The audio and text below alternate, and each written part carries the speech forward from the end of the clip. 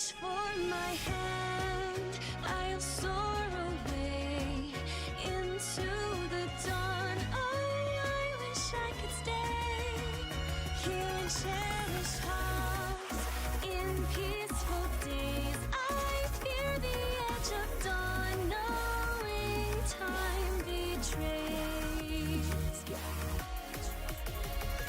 Faint lights pass through colored glass in this beloved place.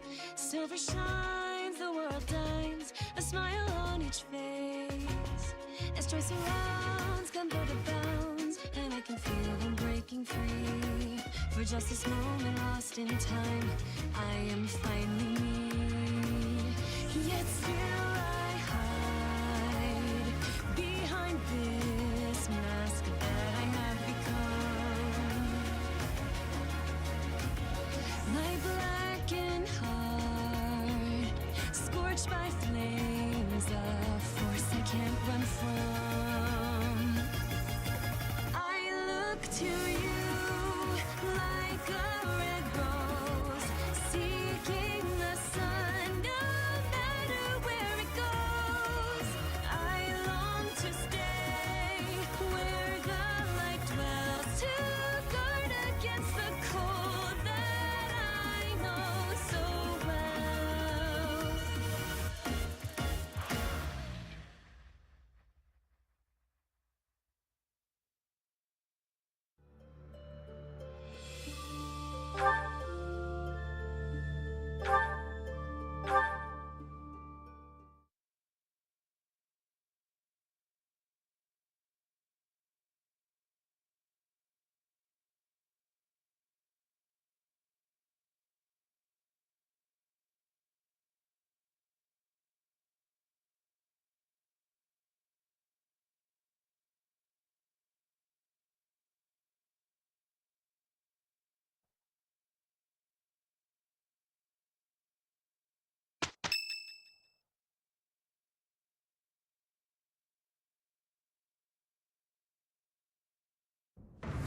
Listen up, everyone. The Imperial Army is upon us. If you can fight, pick up a weapon. Everyone else, hurry up and evacuate.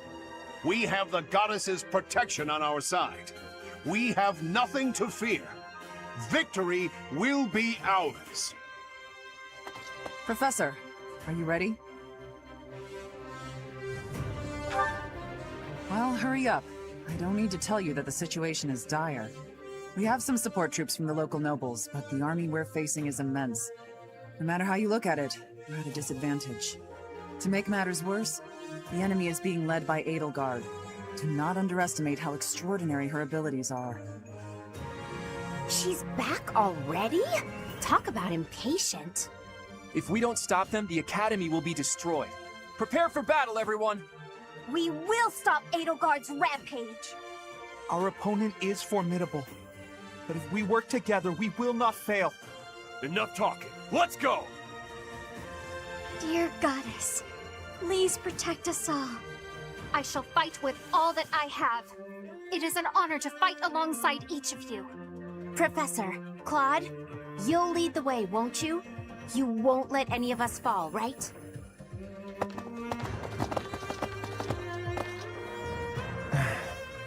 I wanted to talk to Rhea first, but as expected, that won't be possible. What did she hope to accomplish at the Holy Tomb? What happened to you as a baby? There are still so many things I need to know. The same goes for the real origin of the Crest Stones and the Hero's Relics. As for Seros and Nemesis, just how much of their mythology is true? It's true. But lucky for me, I refuse to die with so much still unknown. Hey, Teach, all joking aside, can we possibly survive this battle? That's all we can do, right? If we gave up, the God of Fate wouldn't be happy. I'm a lot of things, but I'm not the kind of man to just roll over and die in a place like this. I have my own ambitions to see to. There are things, dreams, that I must see come to fruition.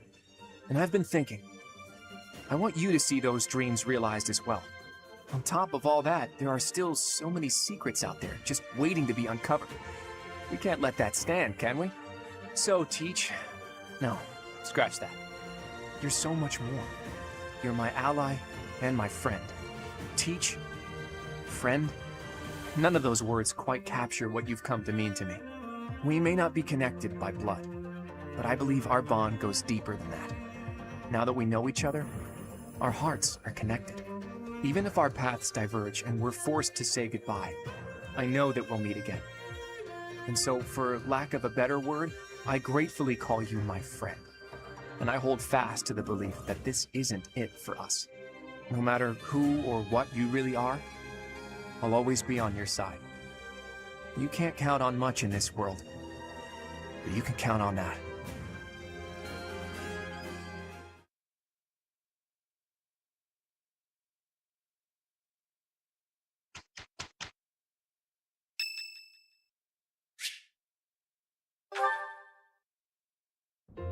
Hey, Professor. The students seem to like you.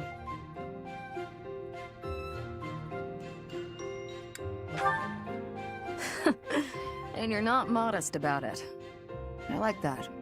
Still, I can't deny that you've got skills. It's a little strange, to be completely honest. I had my doubts, but they were right to make you a professor.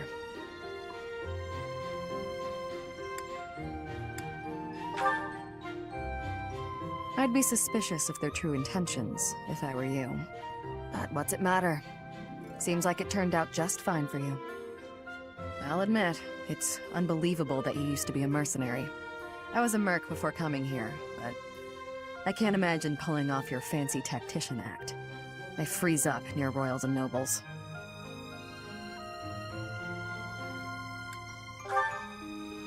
You deal with a lot of nobles when you're a merc. I didn't mind putting my life on the line, but I never liked having to bow and scrape to our noble employers. And that's what I like about being a knight. I get to punch all the nobles I want. I'm joking. But the knights do make a good business partner. I don't believe in the Church of Seros. It makes me a bit of an anomaly among the knights. Rhea took me in, so I became a knight to repay my debt to her. I may be a knight, but it still feels like I'm doing the same things I did as a merc. Who knows, though? Maybe you and I will end up working together. Us knights are a pretty tough crew. I'm guessing you'd run circles around us, though. I'm interested to see where your path leads you.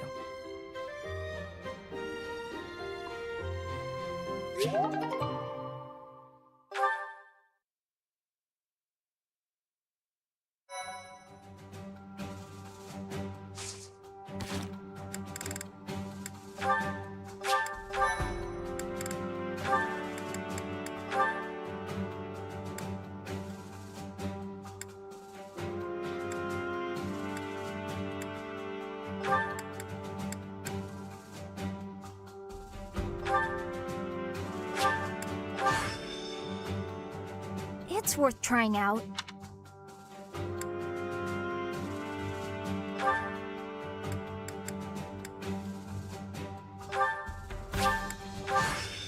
This might...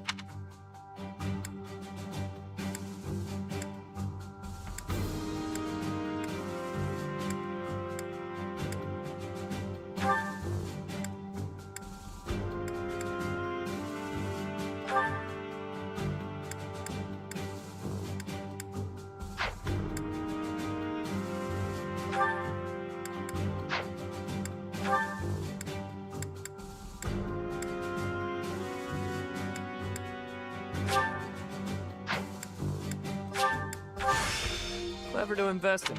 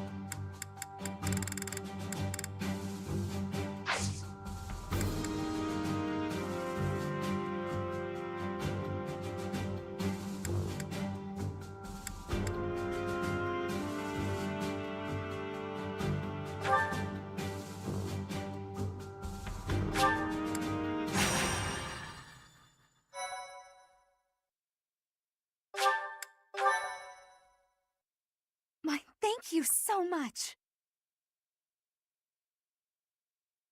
I am grateful. I thank you. Thanks so much. I have gratitude. Thank you so much.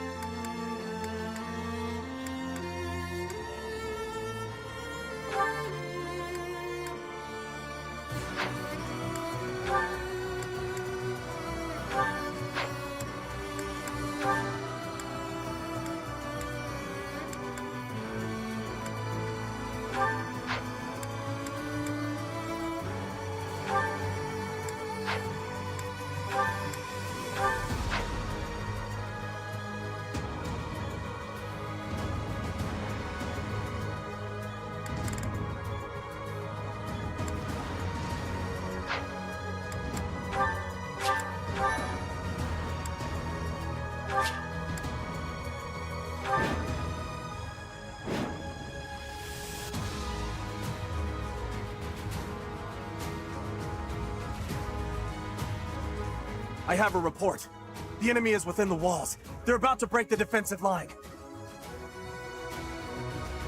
We have two priorities for this battle. Protect the Archbishop and maintain the defensive line. Reinforcements should arrive soon, so just hold your ground until then.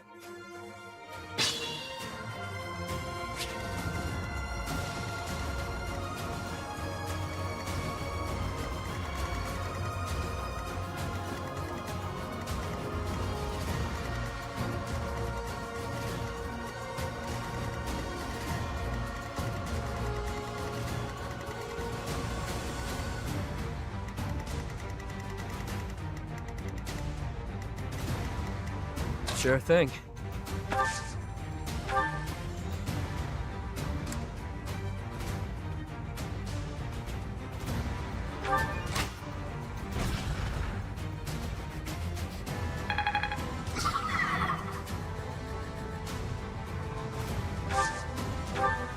The sun.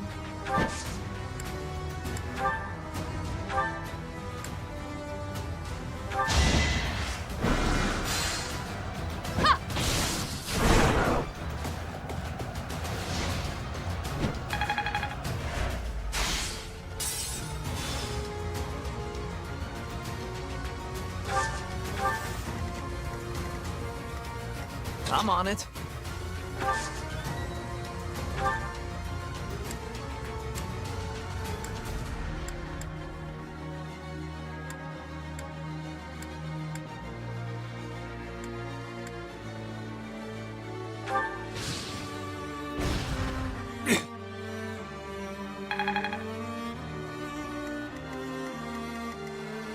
Stay focused.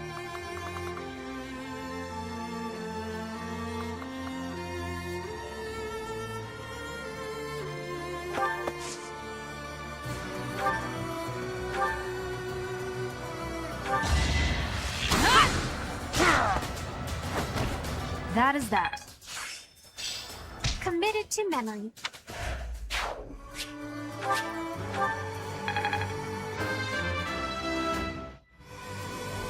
We must all... Ready and willing.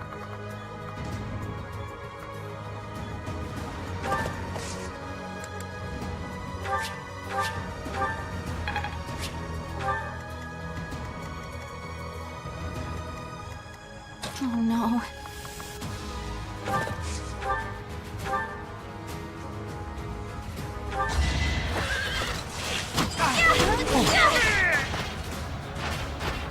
Anywhere I can hide. Ready anytime.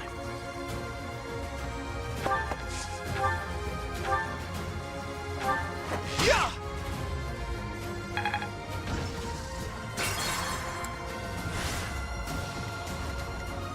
Ready anytime.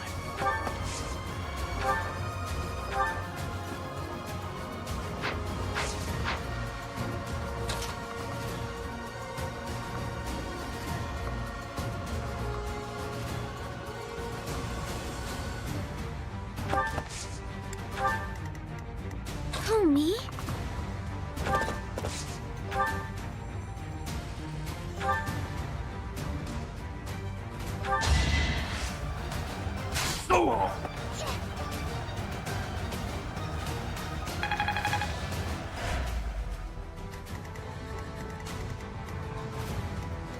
I stand ready. I'll crush them all.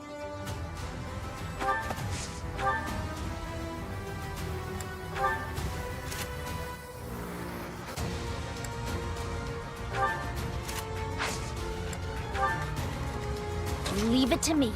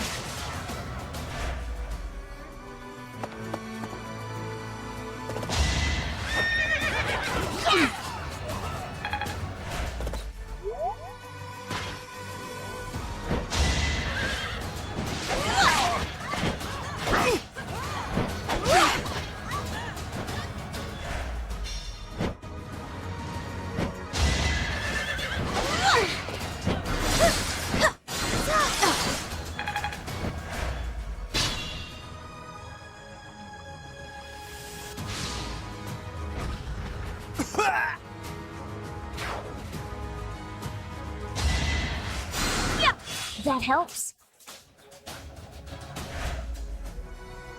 This'll get him.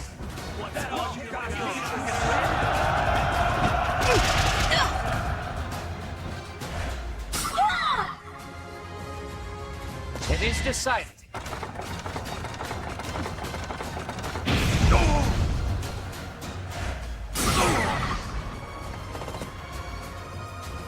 Let's think carefully.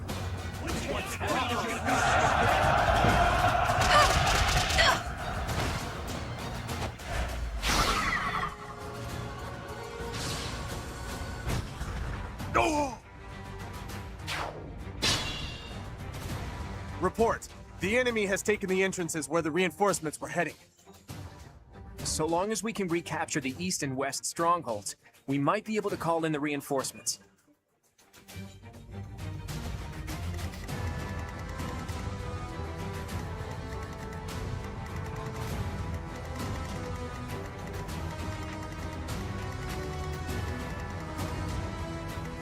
Stay focused.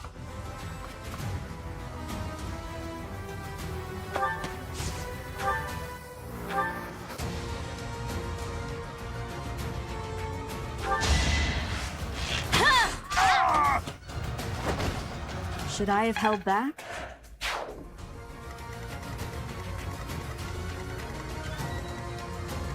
I'm on it.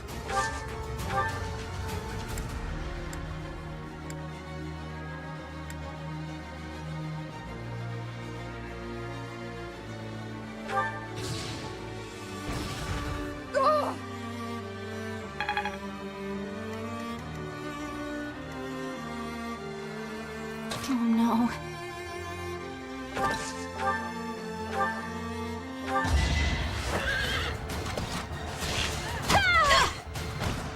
Can I go now? Whoa, did I get stronger?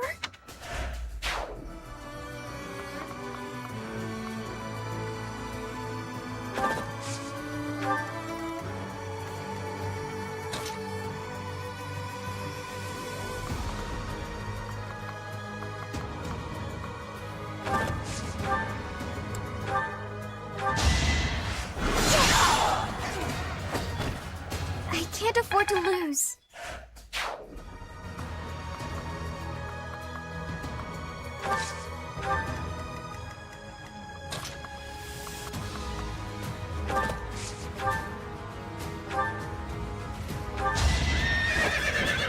Enough of this nonsense!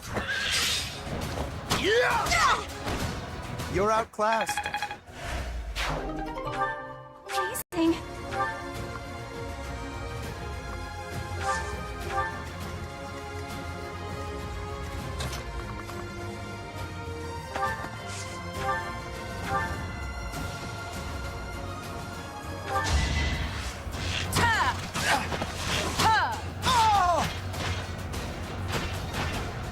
I'll never back down.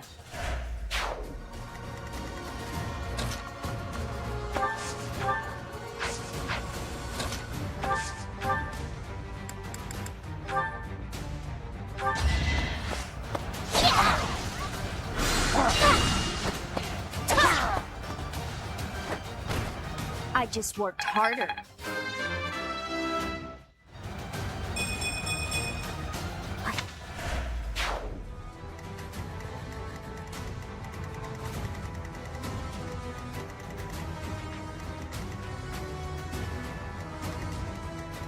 The sun.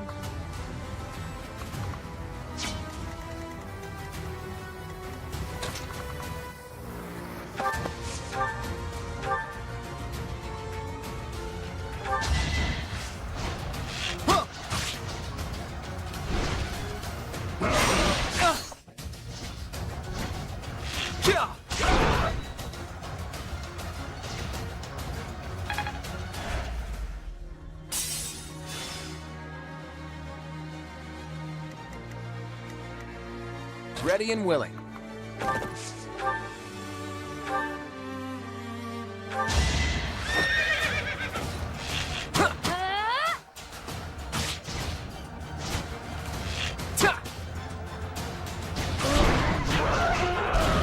Never underestimate an outsider.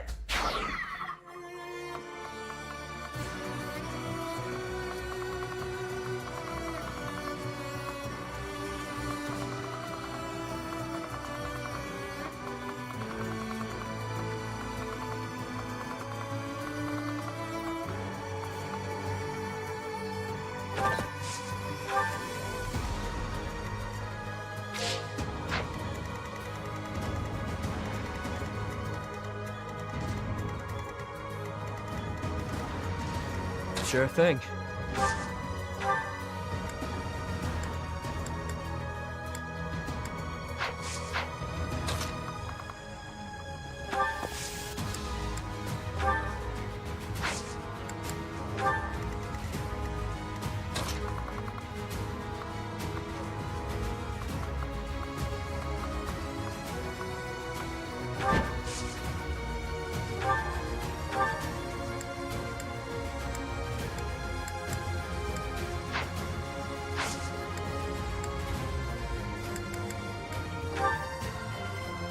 Unexpected.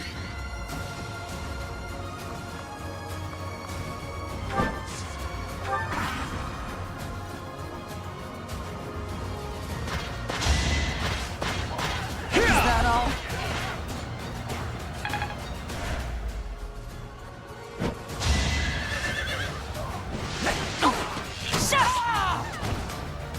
that.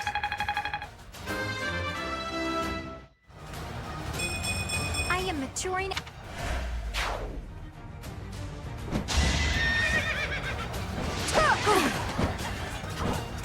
Allow me to demonstrate. Each battle, a chance to grow.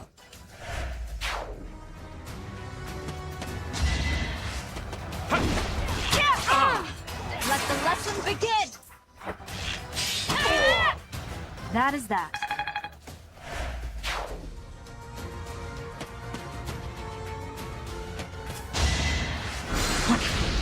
Predictable. Each battle, a chance to grow.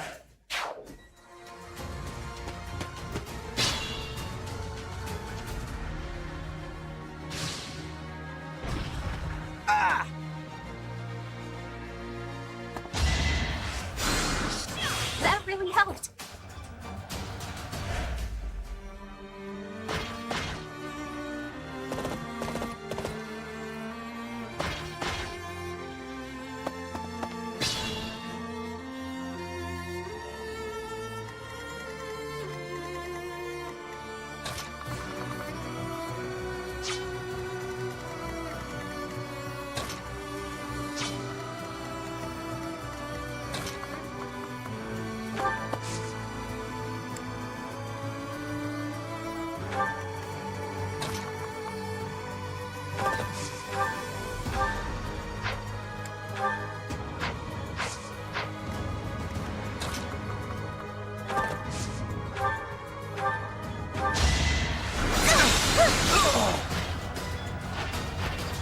I guess it worked out.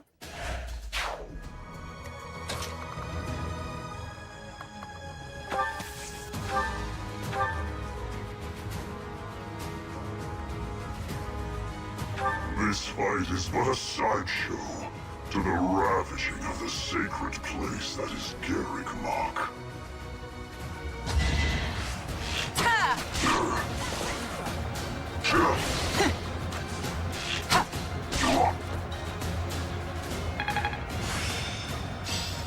This'll...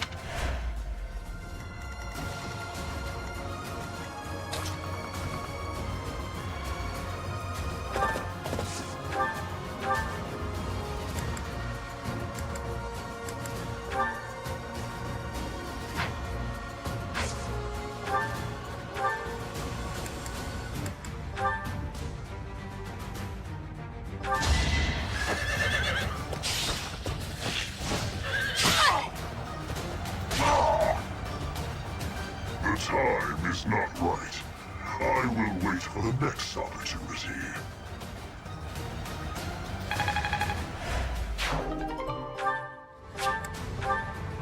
We took back one of the strongholds. On to the next.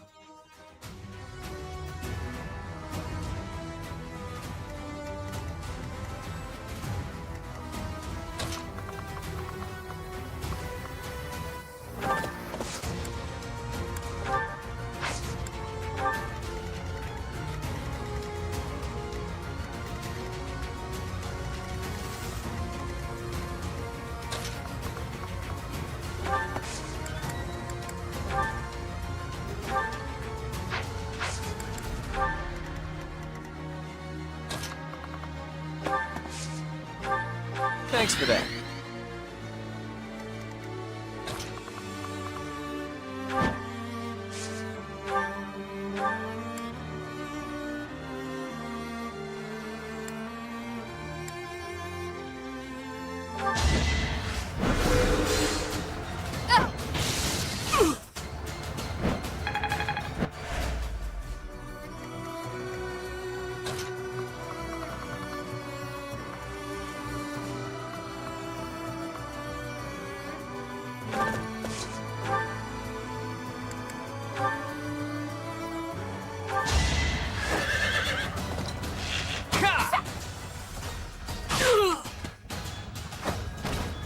Sorry, but victory is mine.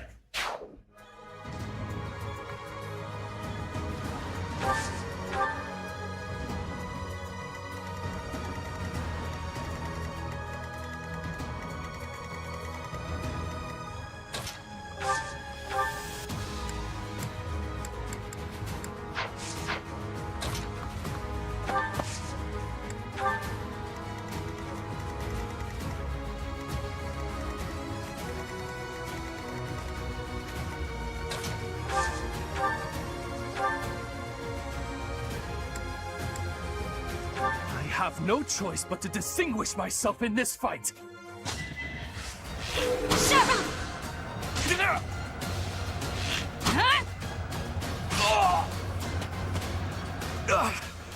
I'm finished. I'm loath to say it, but I must retreat.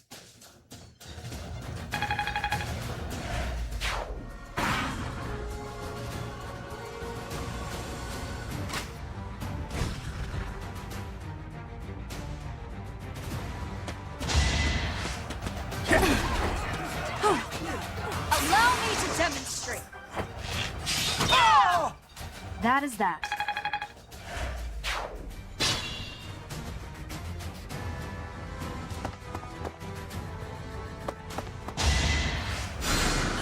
Thoughtful.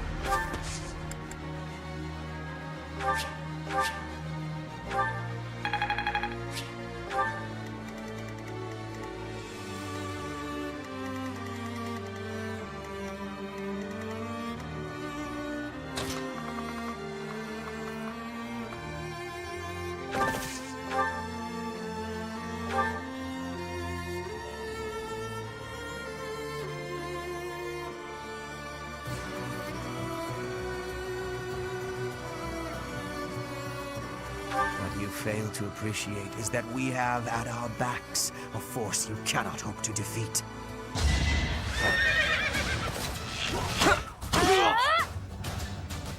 I can afford to fall back. We still have the advantage.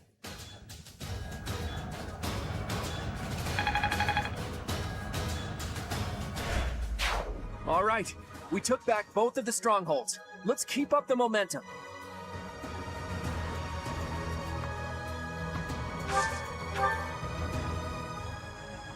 I brought reinforcements. I'll send them to the front line.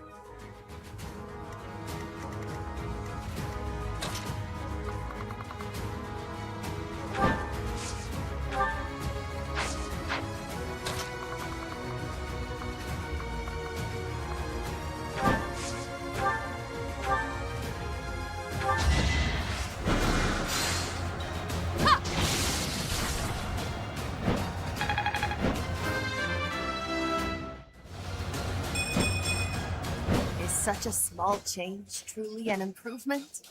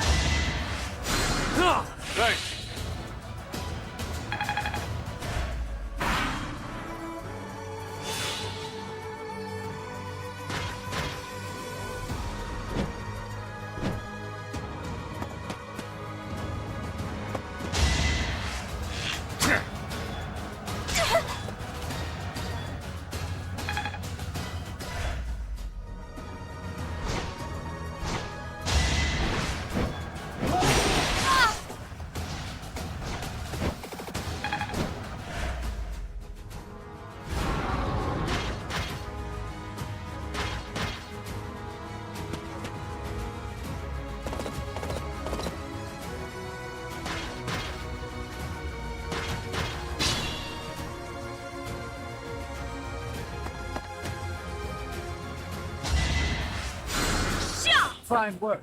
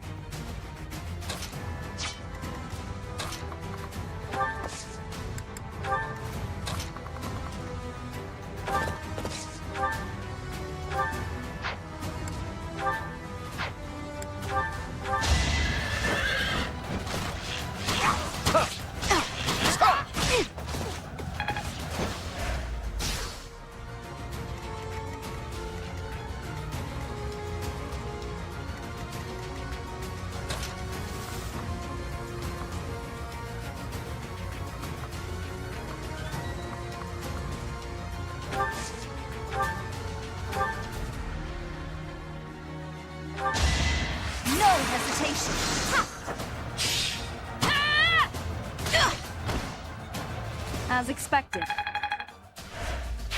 Nicely done.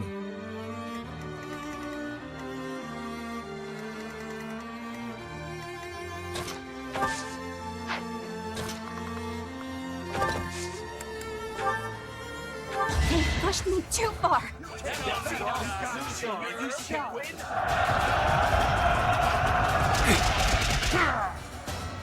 I thought I was dead.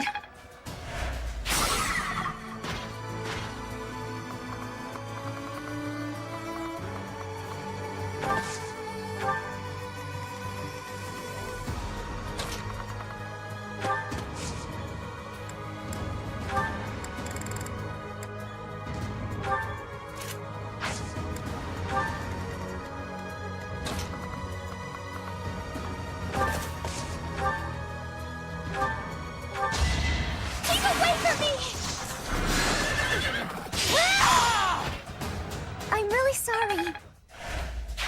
You're relentless.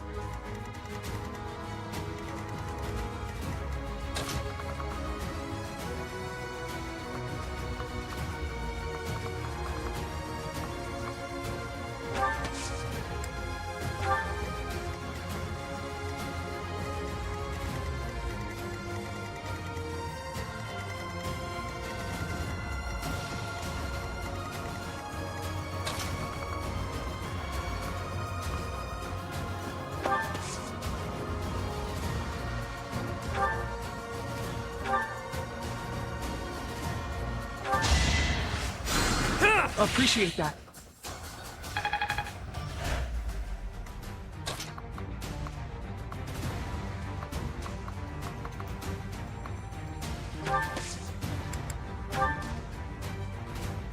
Let us know.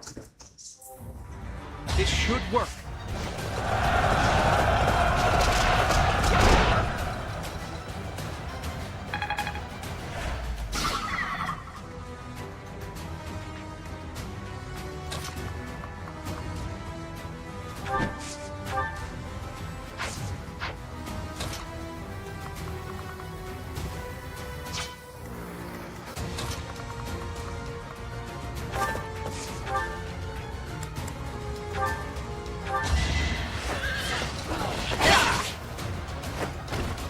That's the golden deer for you.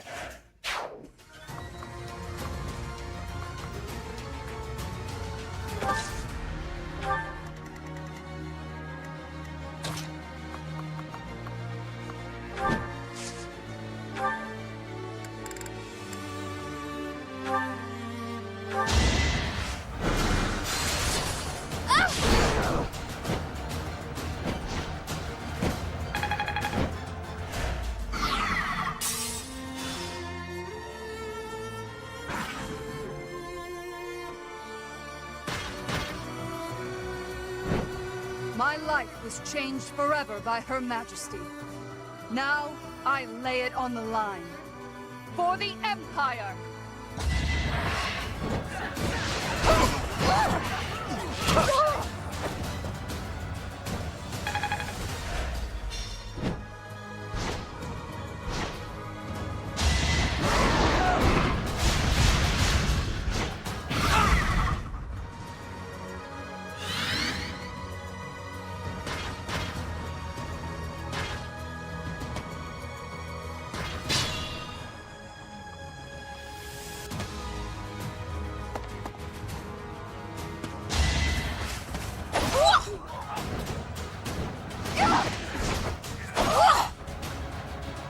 Lady Edelgard, I'm so sorry. I can't keep going. I must retreat.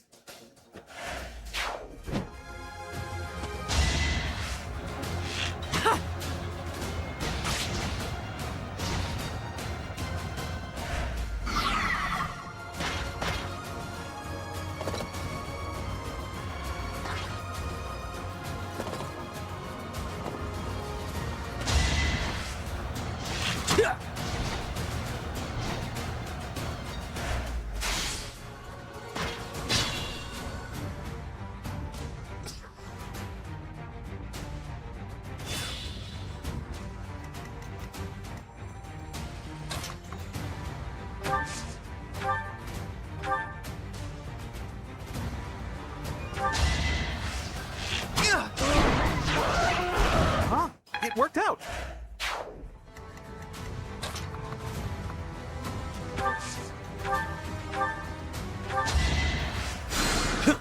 Thank you.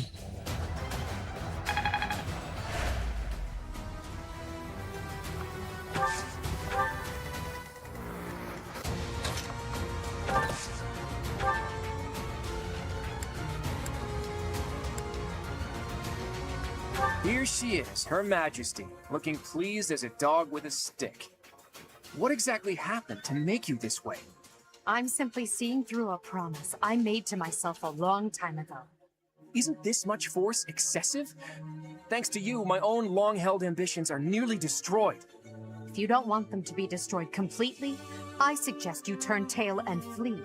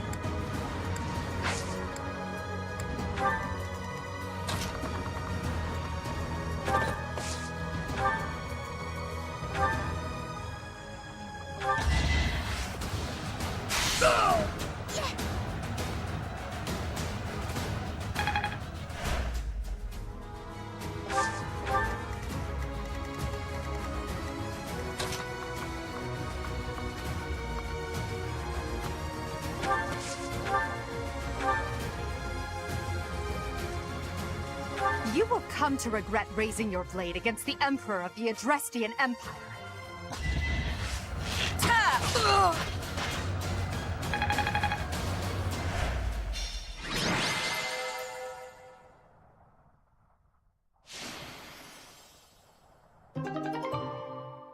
You fought well, but now your fight is over. Send in our reserve troops, and give my uncle the signal. What is this?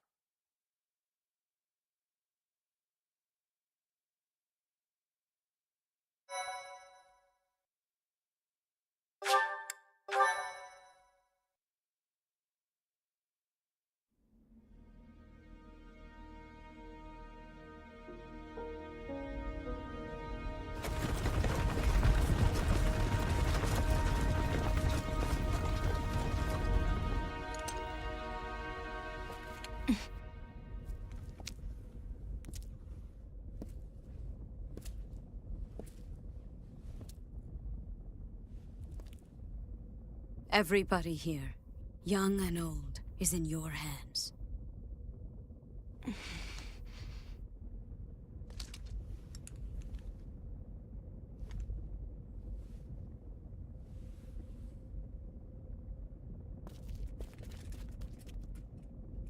No, I will not allow another Red Canyon tragedy to happen here.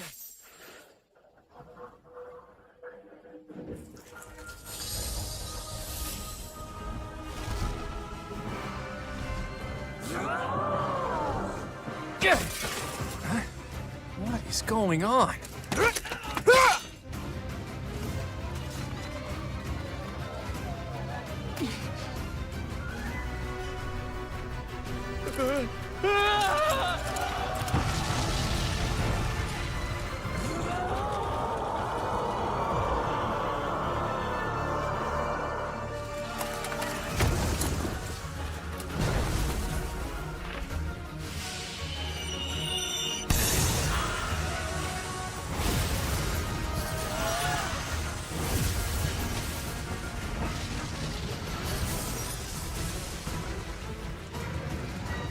What now?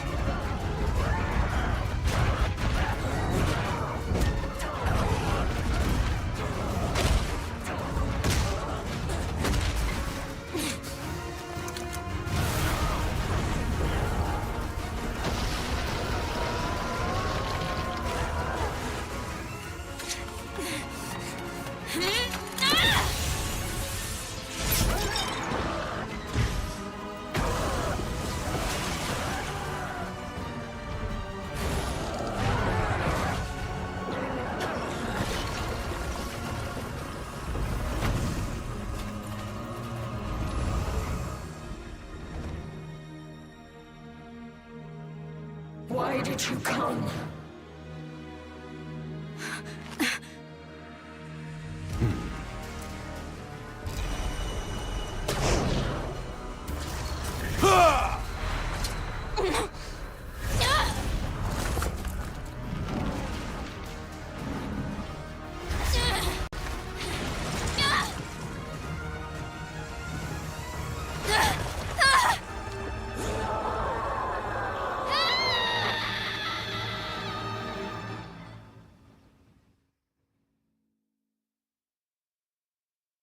Thank you so much.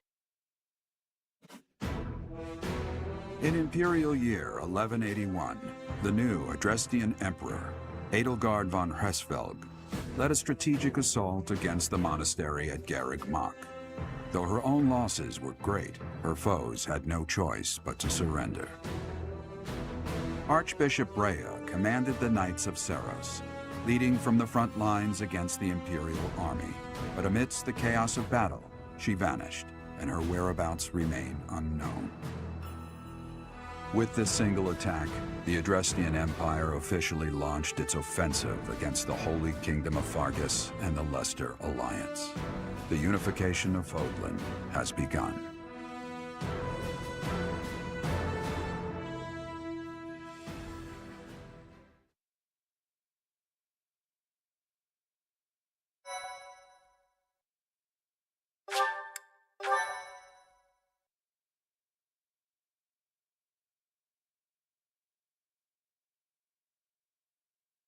Part 2. Verdant Wind. Ethereal Moon. Reunion at Dawn.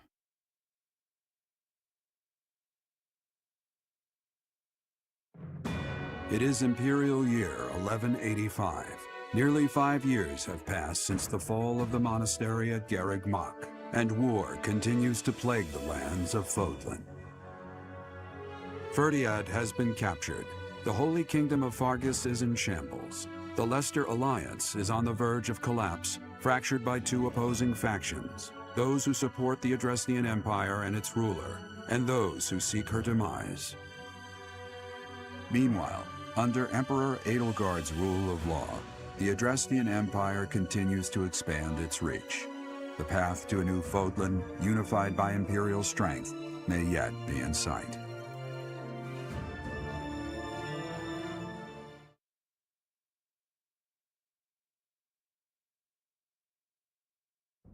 You. How long do you intend to sleep? Your body is awake. Your eyes must open now, and you must find the strength to stand upon those legs of yours. Like so much rain, a pool of blood has fallen to the ground. As spears and arrows pierce the earth, it weeps. And even now, it weeps. In order to survive, they kill. And so the people of this world are lost in an abyss of suffering. They weep as well. The only one who truly knows the nature of such things is I. Or rather, you.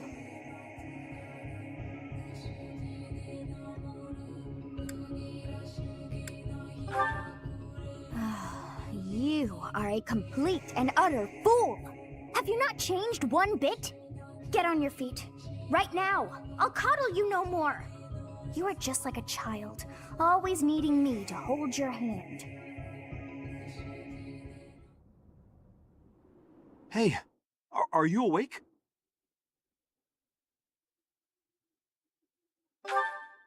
We're in a village at the base of the monastery. What are you doing in a place like this? I honestly didn't expect to find someone floating away down the river. Garreg Mach is upstream of here, but that place was abandoned. Huh? You don't know? The Church of Seros isn't there anymore. Though, there have been some folks still living there in the 5 years since... well, you know. Anyway, I've heard some thieves have been spotted around those parts these days.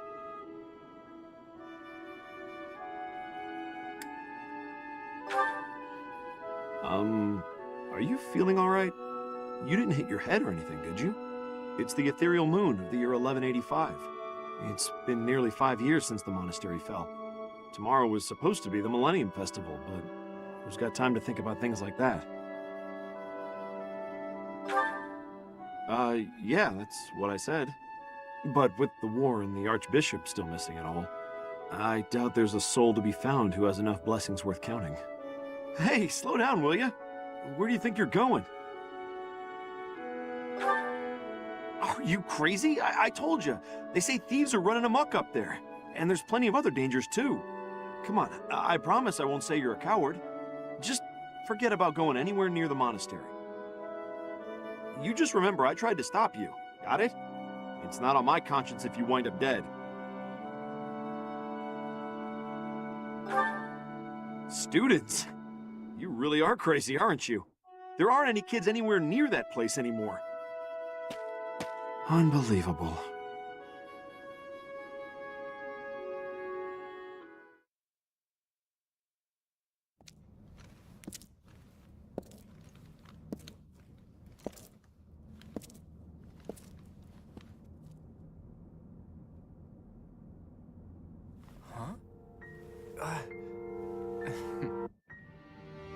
You overslept, Teach. Pretty rude to keep a fella waiting like that, wouldn't you say? What's with that surprised look, my friend?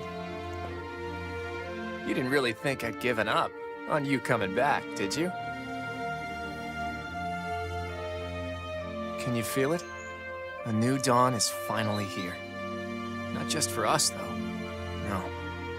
For all of Fódlan.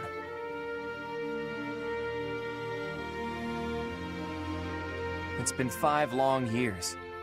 Where have you been, Teach? You don't really expect me to believe that you've been napping this whole time, do you?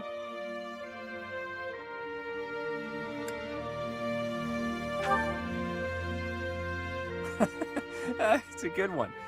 Except that's not your lying face. I guess I've got no choice but to believe you.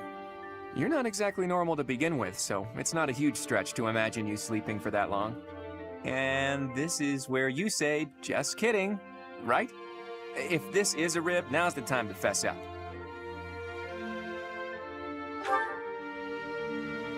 You must be insane, and yet...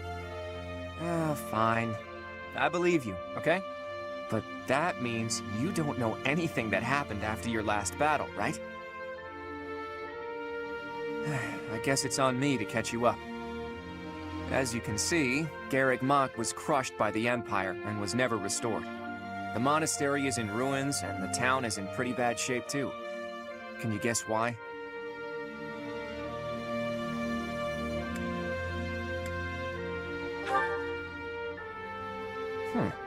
It would seem that's one possible explanation, since you insist that's what you've been up to.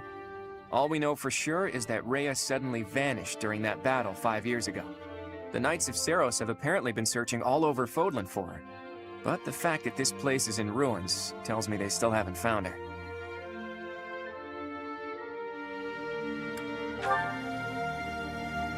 Worried, huh? Well, for better or worse, Rhea was clearly fond of you.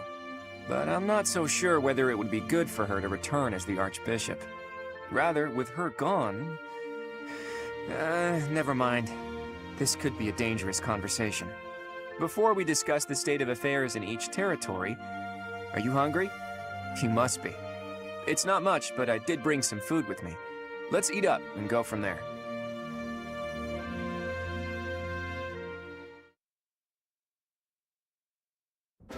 Whew, I am stuffed.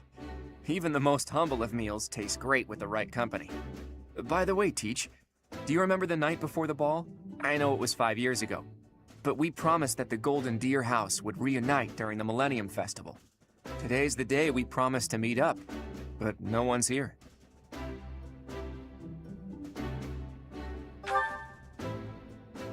True, there's still some daylight left.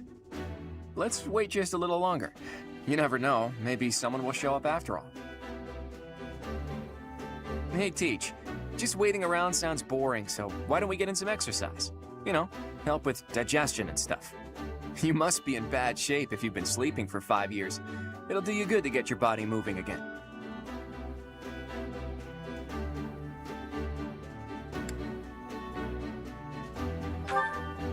Something like that. Look, if you come with me, you'll understand. Oh, and don't forget your weapons, okay? I want to make sure neither your leadership nor your skill with a blade have dulled.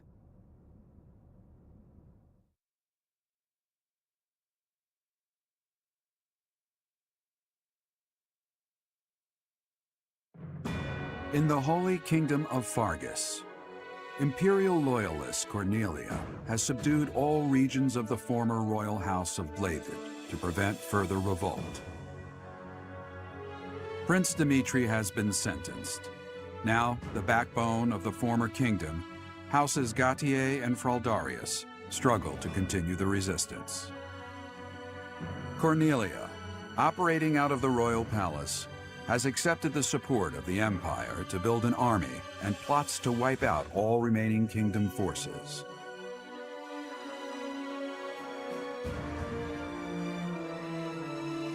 In the Leicester Alliance, House Regan leads an anti-imperial faction, while House Gloucester directs the Empire's supporters.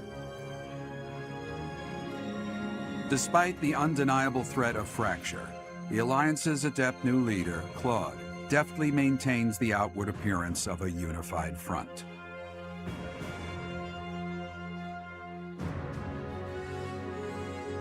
In Enbar, the imperial capital of the Adrestian Empire, Emperor Edelgard fights to strengthen her regime.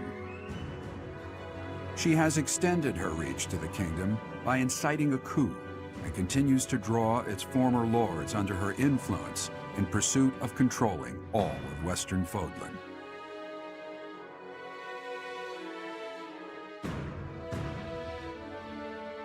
In the meantime, the Knights of Seiros have been dispatched to find Archbishop Rhea, who remains missing despite their searching. Left unattended, the monastery at Garreg Mach has fallen to ruin and become a haven for thieves.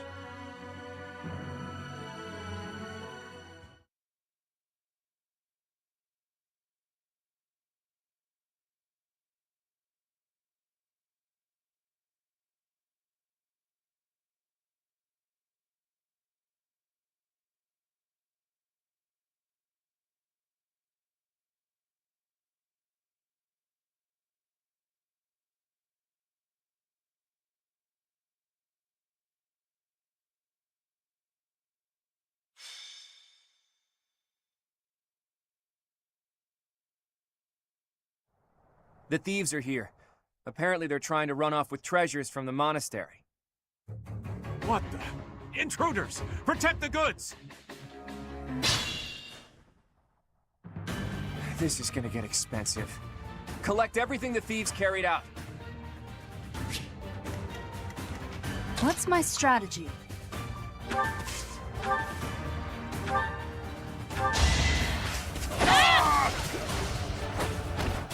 I must lead them well.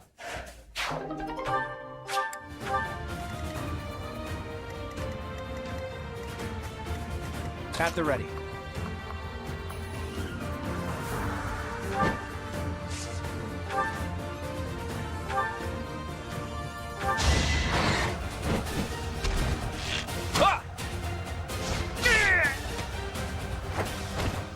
We're all desperate, aren't we?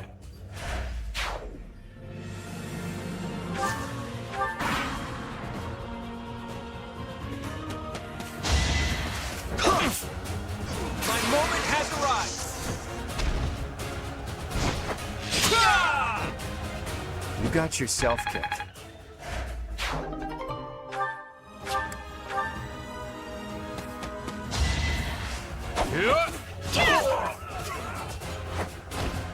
It won't be in vain.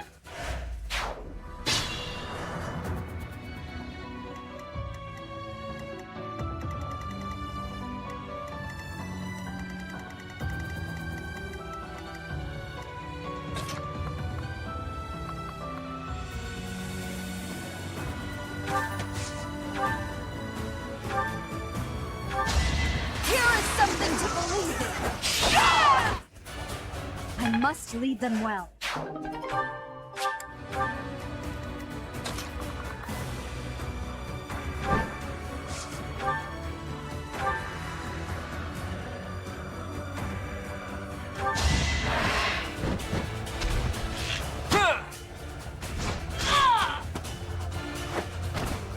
A fitting outcome.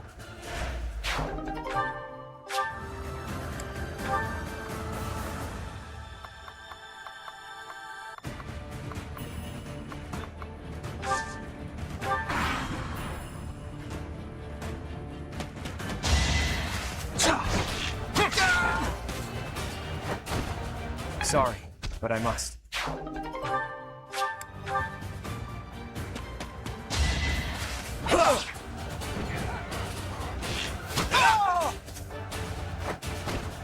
A fitting outcome.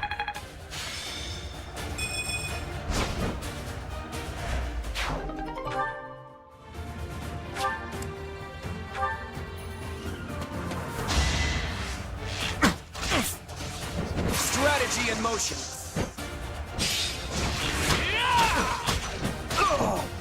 I fought and won.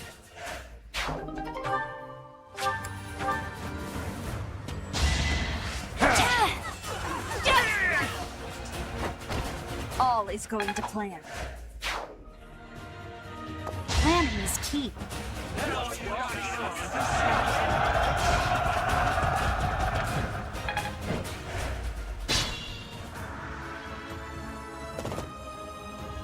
The barbarity is even worse than the rumors. On my honor as a noble, I will expel these ruffians.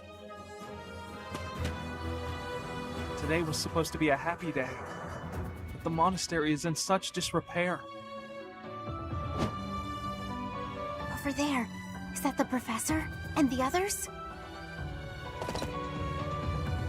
Professor, you're alive! Guess we better handle this before I celebrate, though, huh? You finally made it. I suppose virtue still exists in this crazy world after all.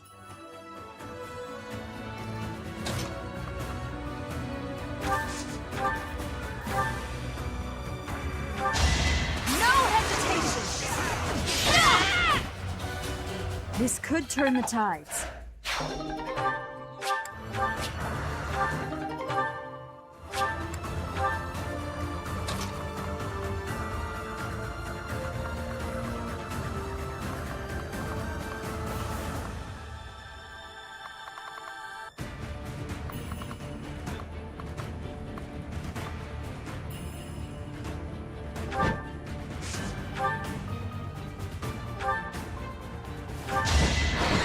moment has arrived! You got yourself killed.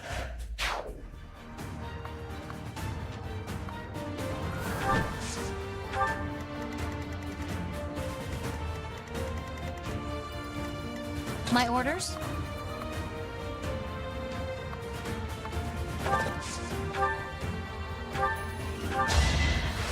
Pure grit!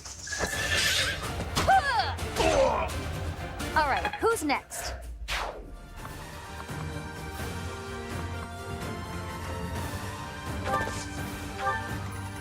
Shall we?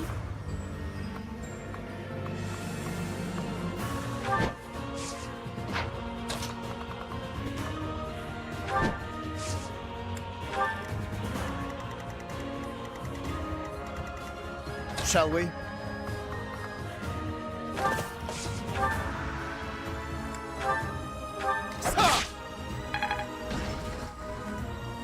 Steady now. That helps.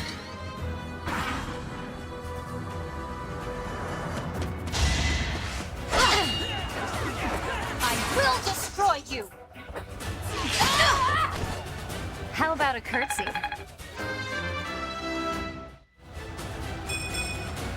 I got...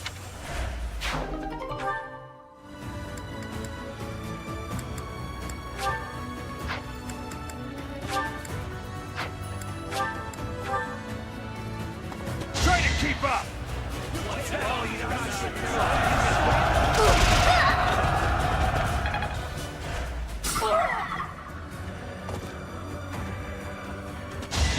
Nice try!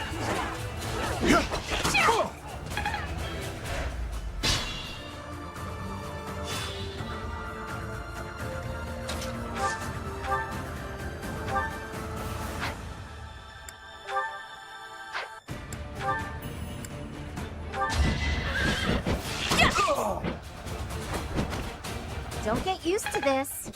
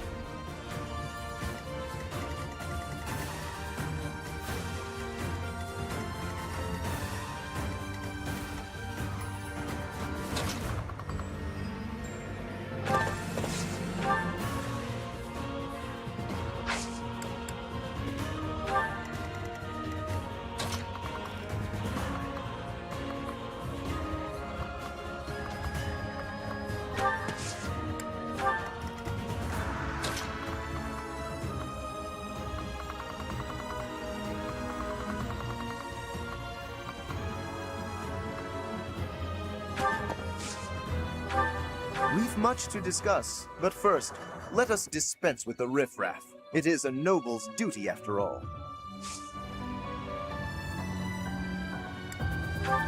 Thank you.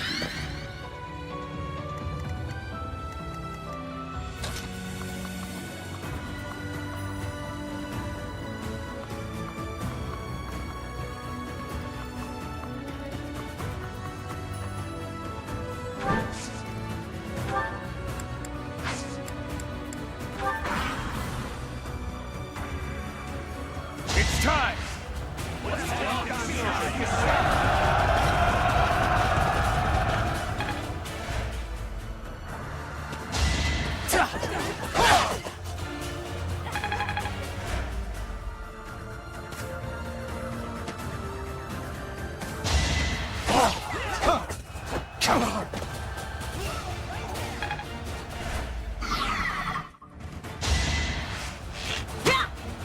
Pointless.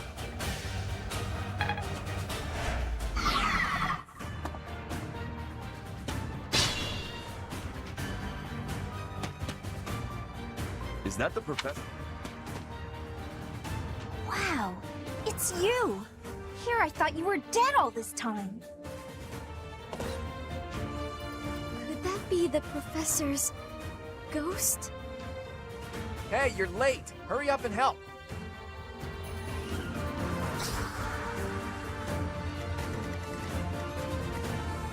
Let's make this quick.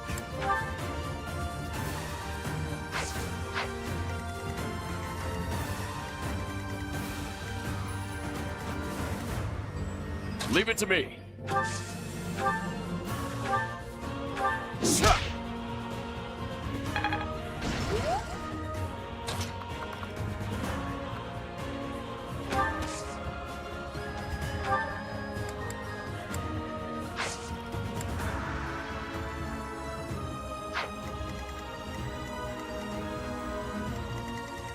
I'll do my best.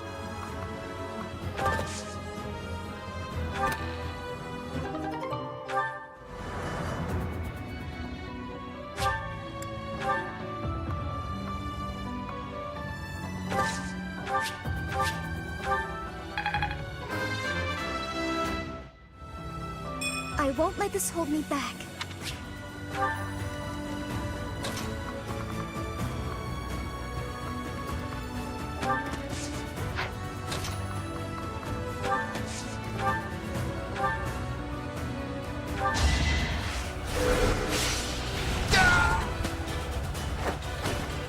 No time to slow down.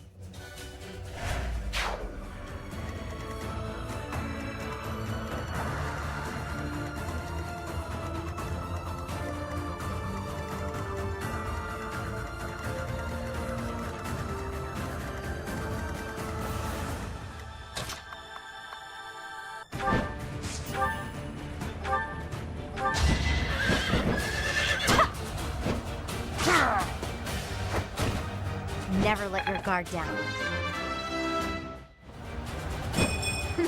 Yep, I'm stronger now.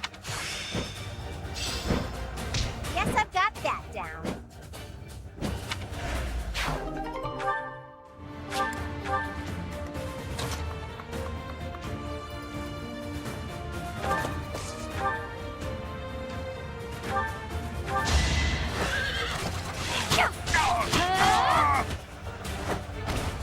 I'm not dying here.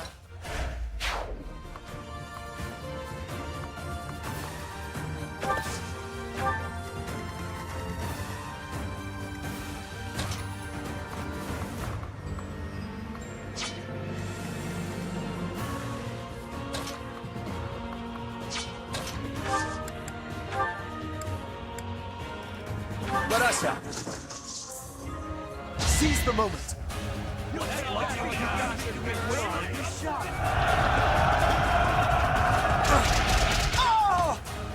Too close for my liking.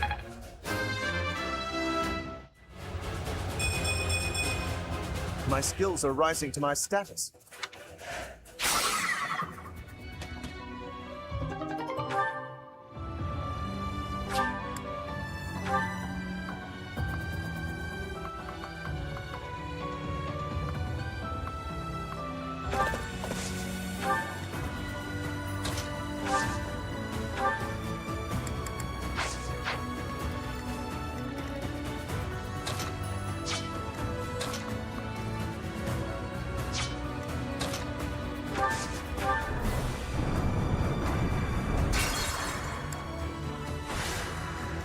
What's my strategy?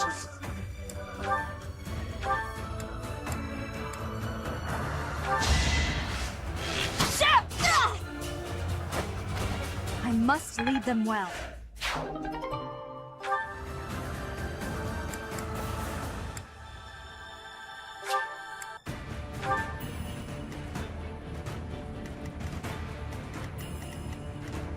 At the ready.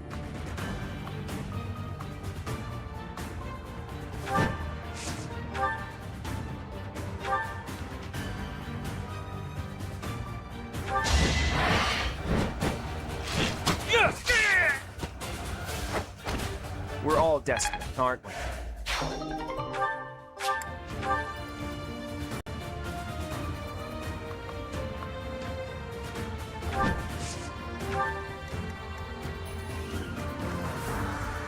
Steady now.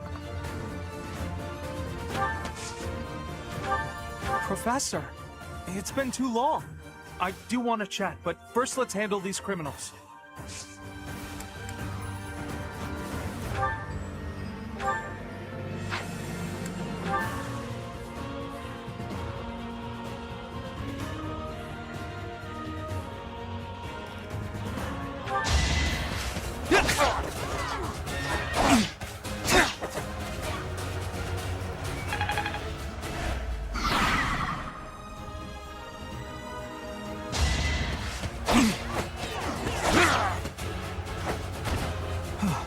Still alive.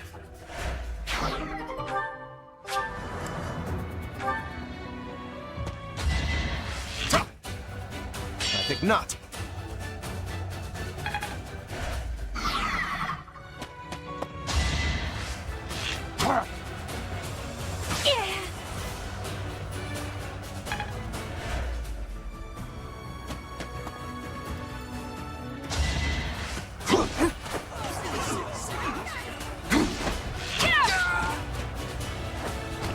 This could turn the tides.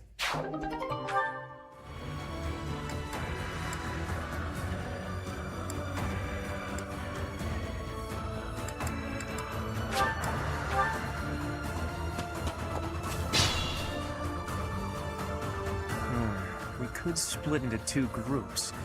If we hit them from the north and south, we can trap their leader in a pincer attack.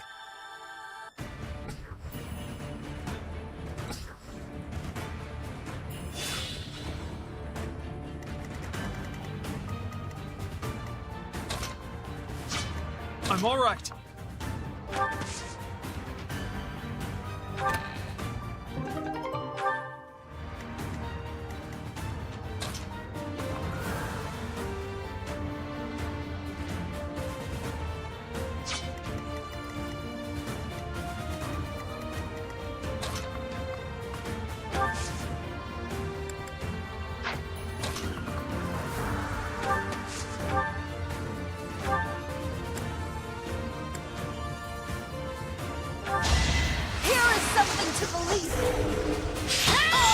I must lead them well.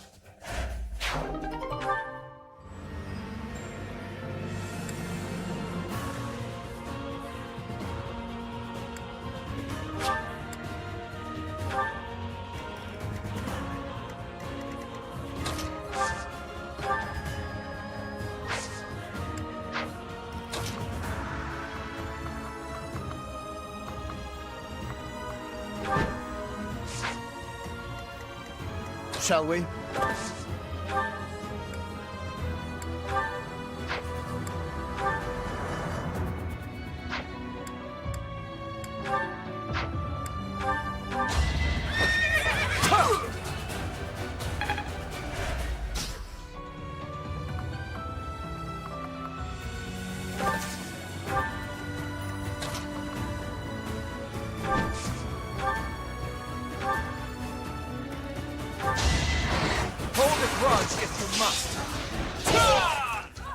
Sorry, but I must.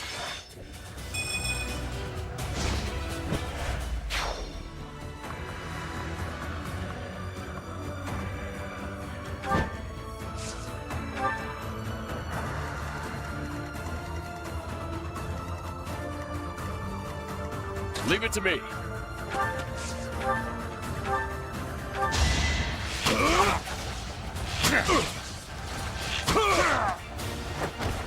You should have seen that coming.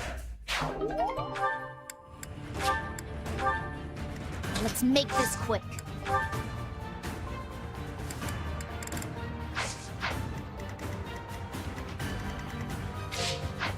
I'll do my best.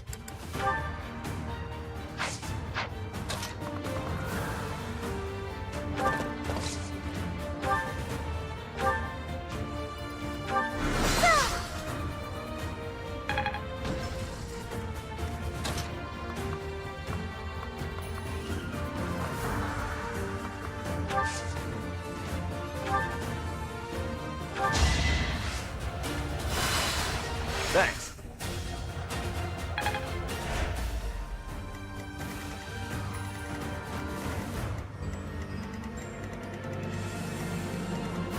Shall we?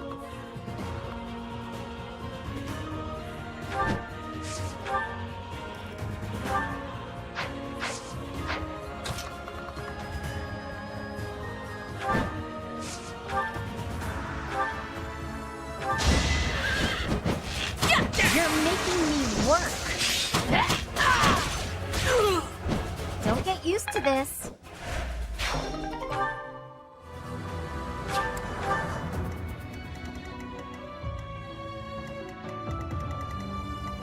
My orders?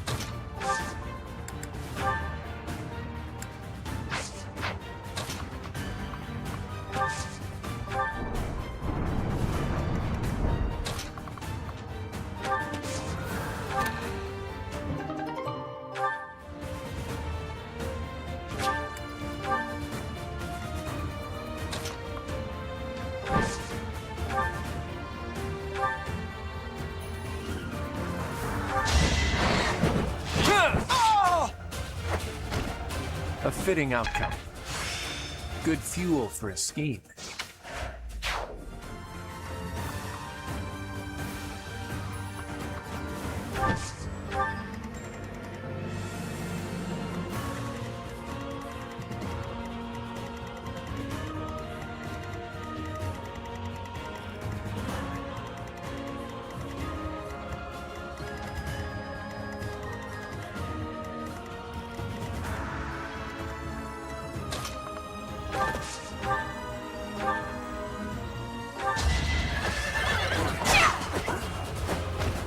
Make a difference?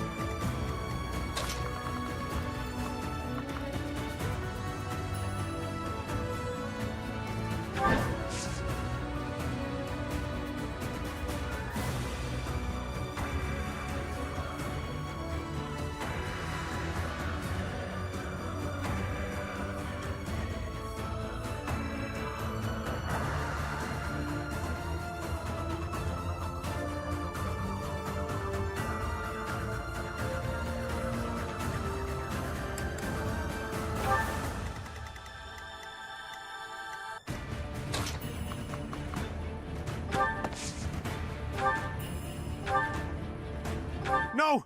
I'm not the one you want! Guess I've got no choice!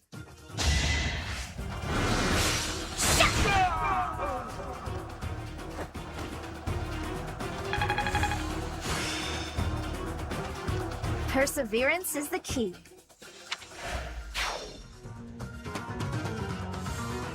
It isn't looking good for us. Should we retreat?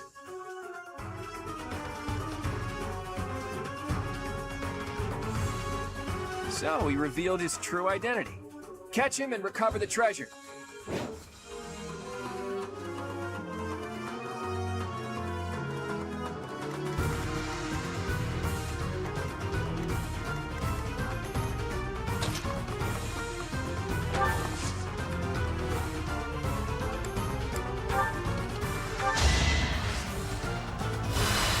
That helps.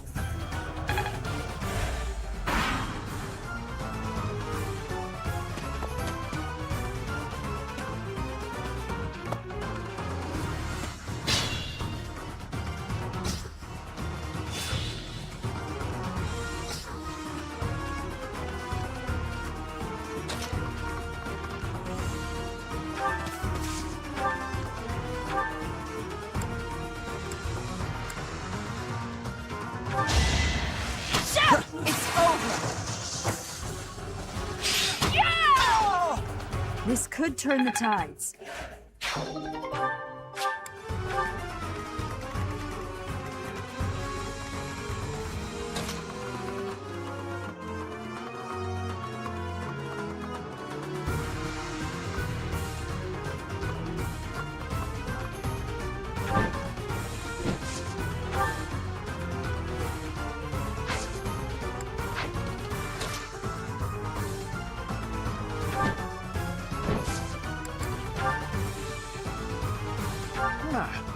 You should yield me a tidy profit.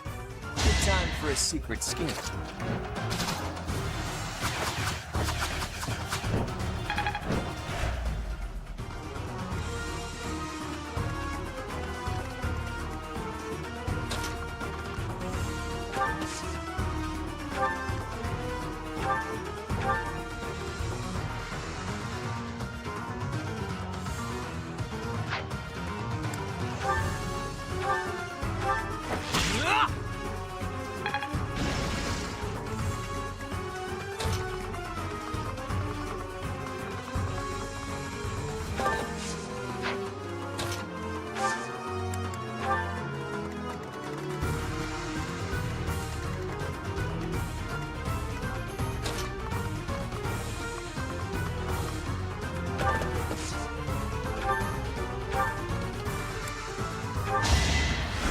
Sorry.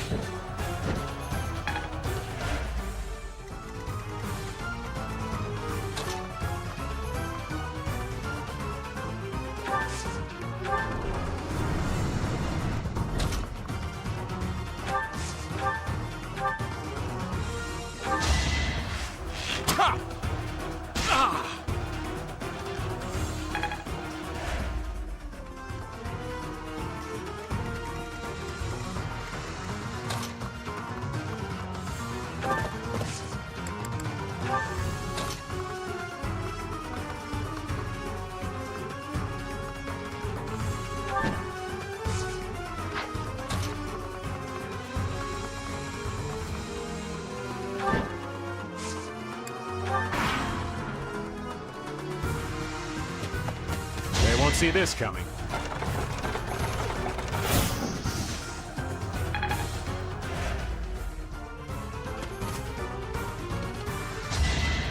Too easy. We're all desperate, aren't we?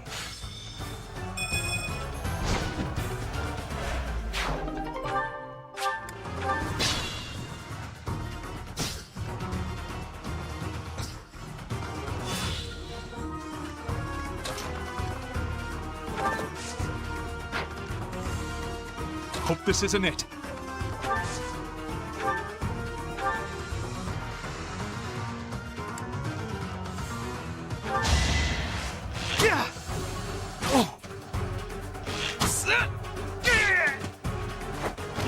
I took care of it.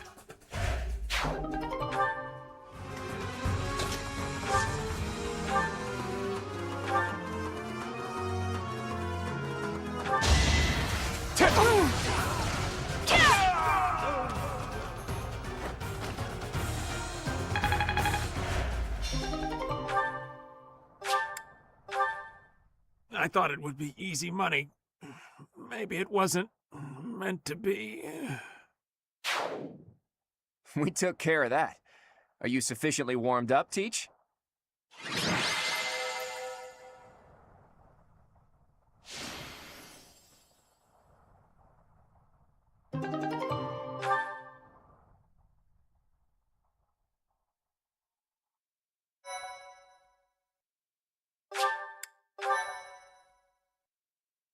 Thank you so much.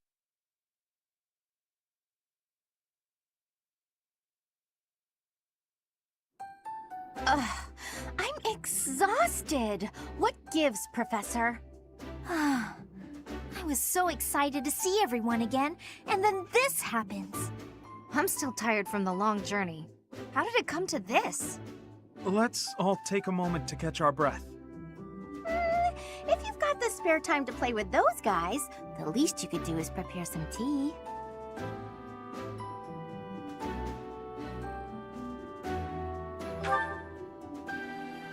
We were hoping someone would come to back us up when we started routing the bandits. It seems they've been taking advantage of the church's absence and doing whatever they please here. In any case, I'm glad that all of you are well. That's the spirit, Marianne. That was fun. In fact, I wouldn't mind romping around some more. So, you were alive this whole time, Professor. I am not surprised.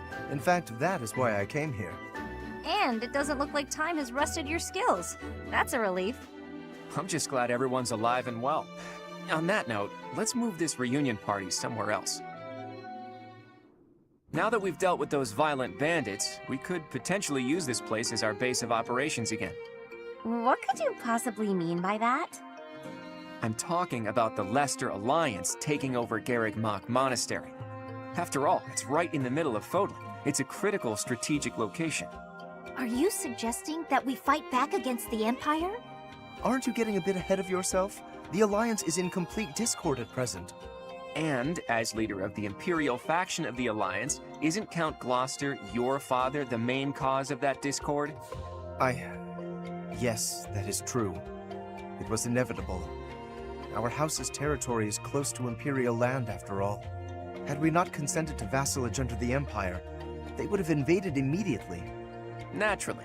And, to be clear, I have no problem with your house maintaining its Imperial ties until we're sufficiently prepared to revolt.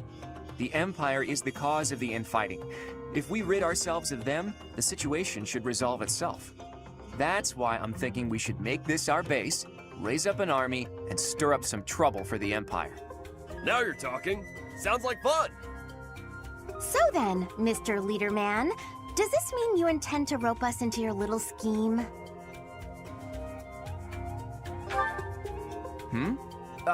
My grandfather passed away.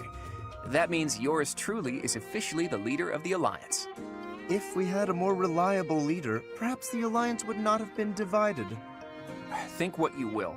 All I need to know is if you're in or you're out. I'm happy to lend a hand. I won't let those Imperial dogs set foot in Alliance territory. I couldn't bear it if my village got caught up in the chaos of war. I'll fight too. I've got to protect my little sis. I will join as well. After all, House Ordelia was once dragged into an Imperial revolt. It ruined us. Of course. I understand your motivation. I'll fight too. It's time to take responsibility for my own future. I don't want to run anymore. I hope I'll be of use to everyone. We can do anything if we work together, Marianne. What about you, Lawrence? Are you going to go back home to your scary father or what? We cannot rely on Claude's scheming to lead us to victory. Therefore, I will remain. It is my duty to ensure Claude does not worsen the situation in the Alliance. All of us are fighting for a different reason, but we share a common enemy. If we don't act, the Empire will crush us eventually. I say we stop them before they have the chance. So, Teach, will you help as well?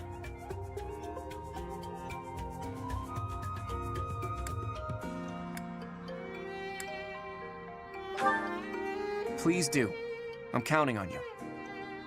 Even if your ultimate goal is to find Rhea, it would be better to stick with us as you search. With you on our side, the Church will join us as well. That makes fighting the Empire a moral cause, which means it'll be easier to rally support. Above all, your knowledge and strength are indispensable if we hope to stand a chance against the Imperial Army. Without you, my schemes are nothing. Just words. Please, take all of that into consideration as you decide. You're really laying it all on the table, aren't you, Claude? Well, all that aside, this place is a mess. We can't very well make our base in a ruin. And repairing it sounds like a lot of work. I wonder if anyone would be willing to help us out with that.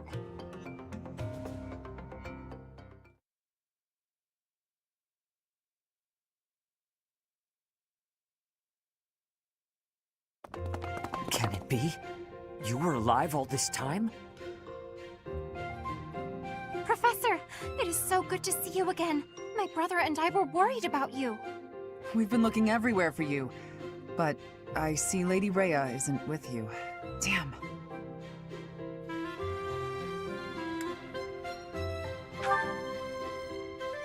It has been 5 years since Lady Rhea disappeared.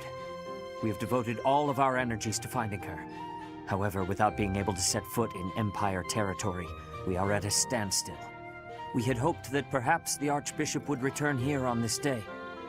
That of the long-awaited Millennium Festival. Unfortunately, that doesn't seem to be the case, though I don't suppose you had very high hopes in that regard. Even if she were able to return here, with the monastery in ruins, I don't think she would have felt safe enough to do so. Right, Hilda? Yeah, this is an important location for the church. To think you've left it in such a state.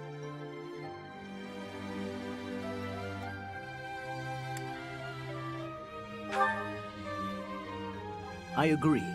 Maybe we left it alone for too long. We must do something about this.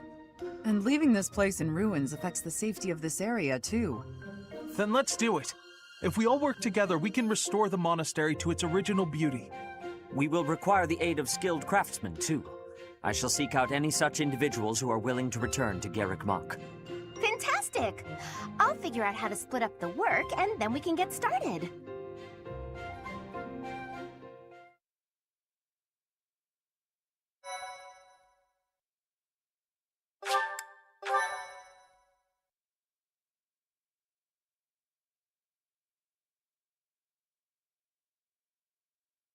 Part 2. Verdant Wind. Guardian Moon. The Alliance Leader's Ambitions.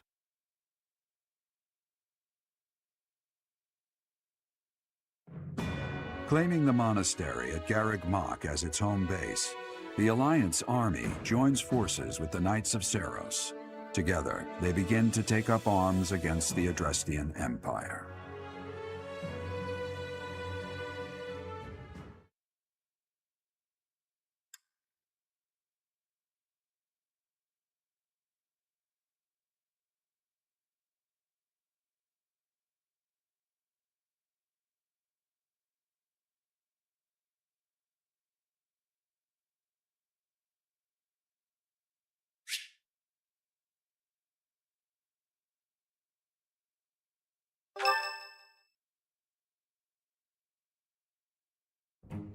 Good work, Hilda.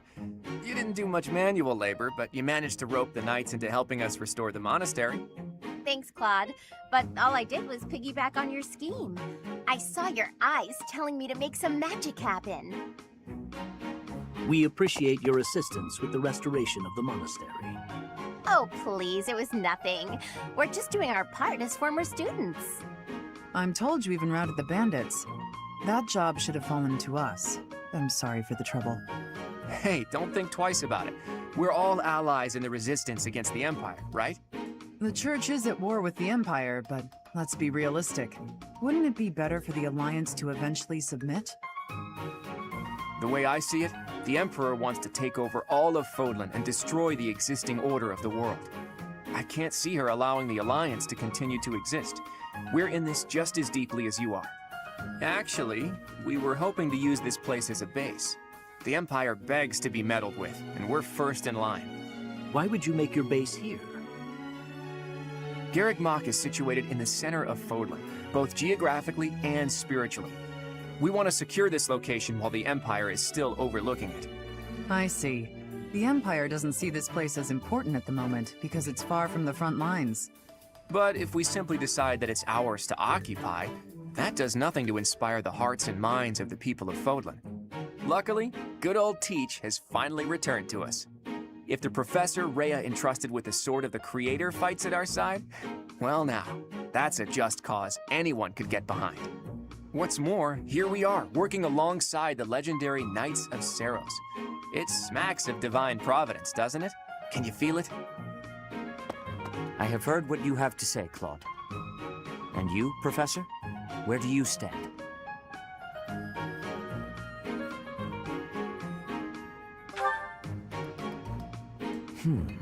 On our own, we lack sufficient military strength.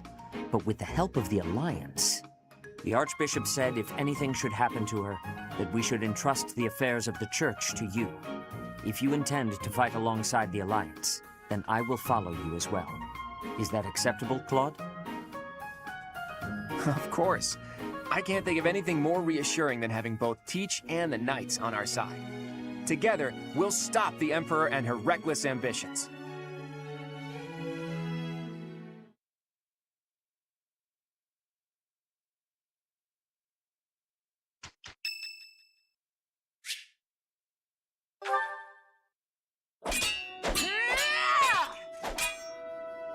I will not yield! Yeah! It's been a while since I had such a close call. If not for you, Professor, I wouldn't have made it. I didn't expect to be ambushed on a simple scouting mission.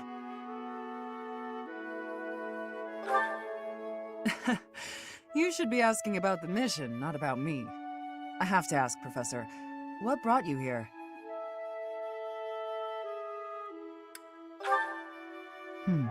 So you came to protect me. I'm beginning to understand why your allies love you. These are selfish times. One doesn't expect to encounter selflessness. You're kind. In that respect, I'd say you're much like Lady Rhea. Of course. It's thanks to her kindness that I'm here today. I was an outlaw in Fargus. She took me in and let me live here. Didn't I tell you? I was born into House Karen, in Fargus. They used to call me Thunderstrike Cassandra. I was implicated in a plot to kill the king. It was a totally false accusation, of course. I had to flee the kingdom, and the Archbishop took me in. I used to be a student at the academy, so I knew I'd be safe here. Lady Rhea saved me once when I was a student, you know. I don't really remember what happened. I was badly injured and near death. Lady Rhea took care of me. She didn't mind getting dirty. She took my muddied, bloodied body into her arms. Since then, Lady Rhea has been my inspiration. I will always serve her, protect her, love her. For some reason, when I think about Lady Rhea, your face comes to mind. You've become an important presence in my life.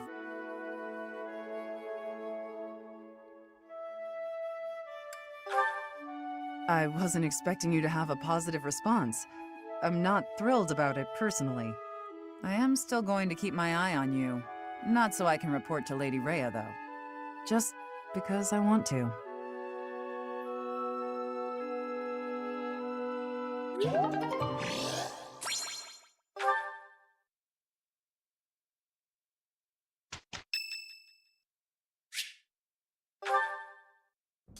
Dear Goddess, I ask for guidance.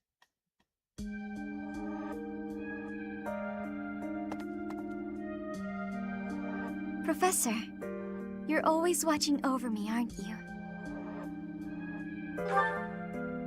I've spent my entire life avoiding people. Speaking to others was so difficult for me, so I made a point to always be alone. Animals and the goddess were the only ones I could really open up to. Do you remember the time you asked what it was I prayed for? Yes, but that wasn't the case. Back then, I felt that my life served no purpose, and that I was nothing more than a burden. In truth, I was begging the goddess to take me to her. That was my daily prayer. But now I fear the idea of dying and being left alone. I have friends who accept me for who I am now, in spite of my crest. And I have you watching over me. I finally learned to accept the kindness and warmth of others. It's because of you, Professor. Because of you, I've decided to live. I'm sorry to have worried you, but I'm all right now. Even if I'm separated from you or any of my friends, the memories I've made here will give me the strength to continue on.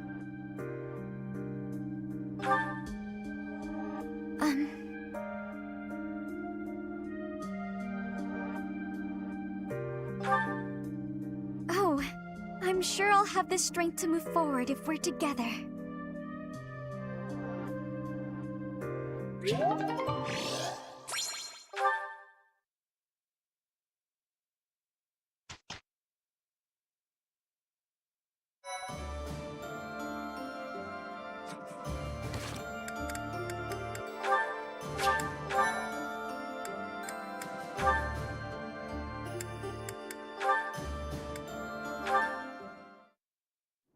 The earth nurtures the trees, and the trees bear fruit. It's the earth itself that gives us all life. O Fódlan, land of plenty, bless us with the gift of delicious food. What are you doing? Oh, it's just you, Lawrence. I was disturbed by your ridiculous blather. Must you recite it quite so loudly? And can you even call that nonsense poetry when it is utterly ignorant of rhyme and meter? Ouch! You don't hold back, do you? I didn't know you were so particular about poetry. Ha! Maybe you have a secret poetry collection of your own hidden somewhere. That's absurd. Where did you hear that? And just what was that poem about? It seemed to me that you were praising the land. But is it not the goddess who nurtures the land? Should your praise not go to her instead? Of course you zero in on that detail. You really are a Fódlan noble through and through. Certainly. Aren't you? I'm not quite the same, no. Though noble blood flows within me, it can't change who I am at heart. Pardon? I think you had best clarify. Listen, Lawrence, you had ambitions of becoming the Alliance's ruler, didn't you? Would you like to try that for real? If you really want it, I wouldn't mind giving up my position. What's this all of a sudden? That is not an offer to be made in jest. I'm not joking around. I've been thinking it for a while now. I originally thought you were like a fox drawn in by the deer of the Alliance. But I was wrong. You're no thoughtless predator. You're trying to properly train the deer around you. Isn't that right? That is my intention. But the ambition is insufficient. To rule well, a certain temperament is required. When we first met, I mistrusted you a great deal, and on my father's advice, I observed you closely. That is why I can say this for certain. You possess the qualities necessary to govern. A compliment? From you? That's about as rare as a deer standing on its hind legs and doing a jig. Merely a statement of fact, one that is quite relevant to the future of the Alliance. The future of the Alliance, huh? You really are devoted to your cause. Depending on your actions, I may yet see fit to seize your position for myself. Bear that in mind. I welcome the idea. It means I can feel safe vanishing whenever I see fit. Vanishing? Do not tell me you intend to die in this conflict. You cannot shape the future if you do not live to see it. Ha! First you compliment me, and now you're worrying about me? What have you done with the real Lawrence? No, I'm not going to die. I'm tougher than I look. Besides, this war isn't just for the Alliance anymore. It's going to decide the fate of all Fódlan. It would be cruel to leave you with the burden of uniting all of Fódlan by yourself, don't you think? Burden? Please. If there were none other suitable, I would gladly become a king. Or even an emperor. Well, well. I guess I shouldn't take Lawrence of the famous House Gloucester so lightly. Really, though. Don't you go dying on me either, Lawrence. We're going to need men like you in the age to come. The same to you, Claude. A world without you would be ever so dull.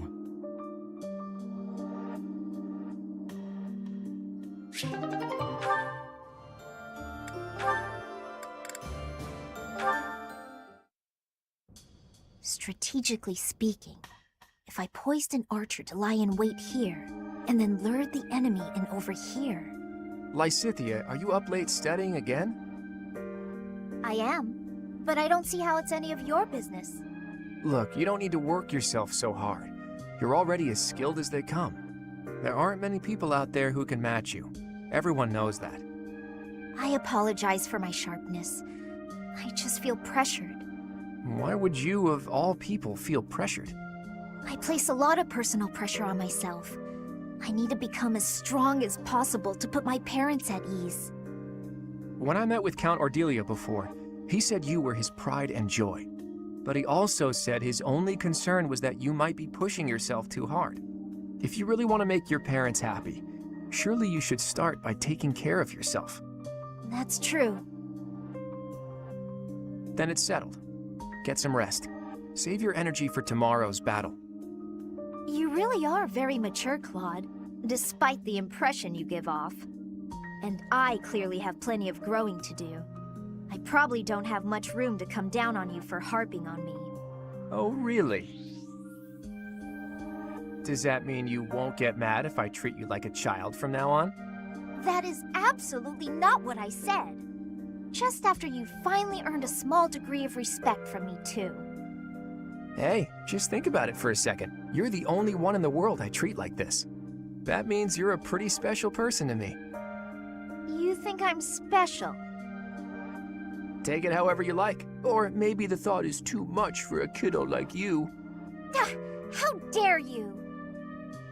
Yeah, don't do anything you might regret. I don't want to be turned to dust. I'm feeling generous, so I'll let you off easy this one time. Well, that's good of you. All joking aside, go get yourself some shut-eye, okay? After all, if you don't hurry up, the boogeyman might come out and eat you! All right, buddy, you asked for it!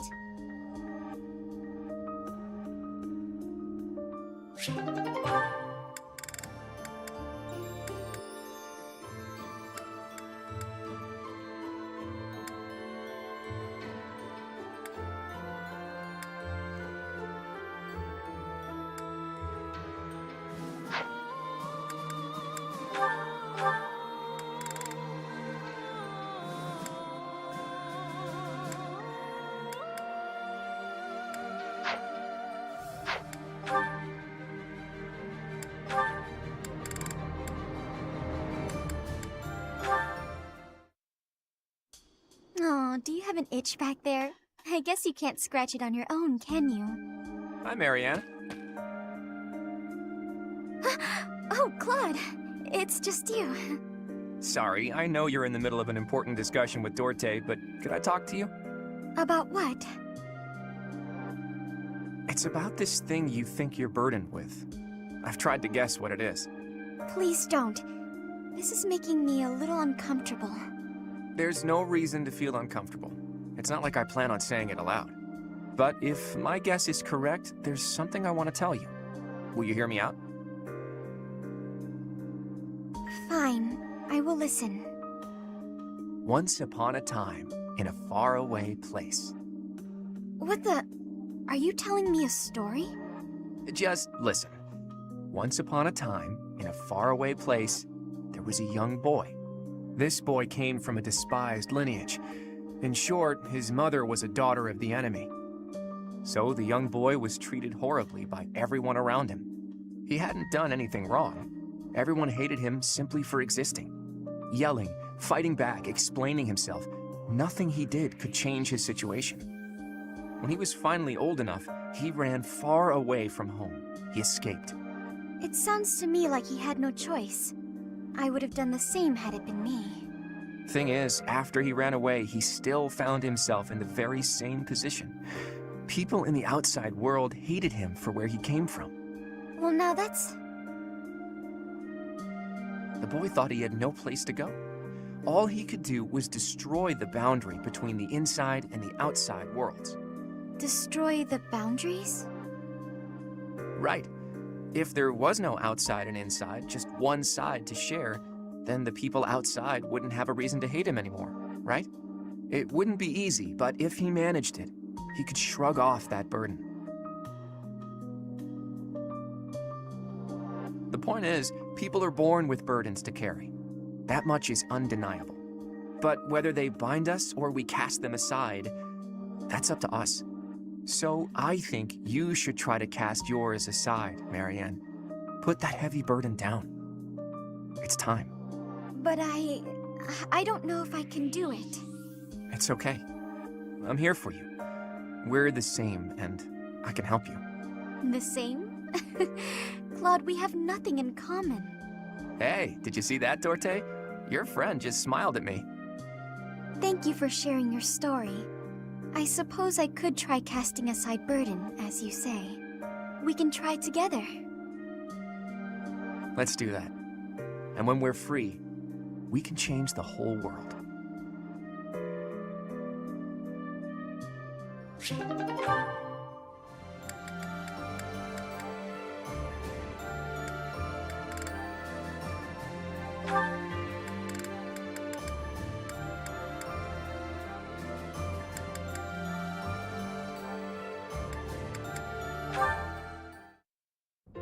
I feel like I'm drowning in responsibilities.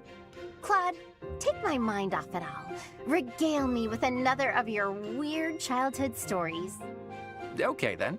How about an old story from a foreign land that my dad told me when I was a kid? Once upon a time, there was a white camel that got separated from his herd. I'm so happy for that white camel. I really thought he was gonna die. Was that story really worth bawling your eyes out over?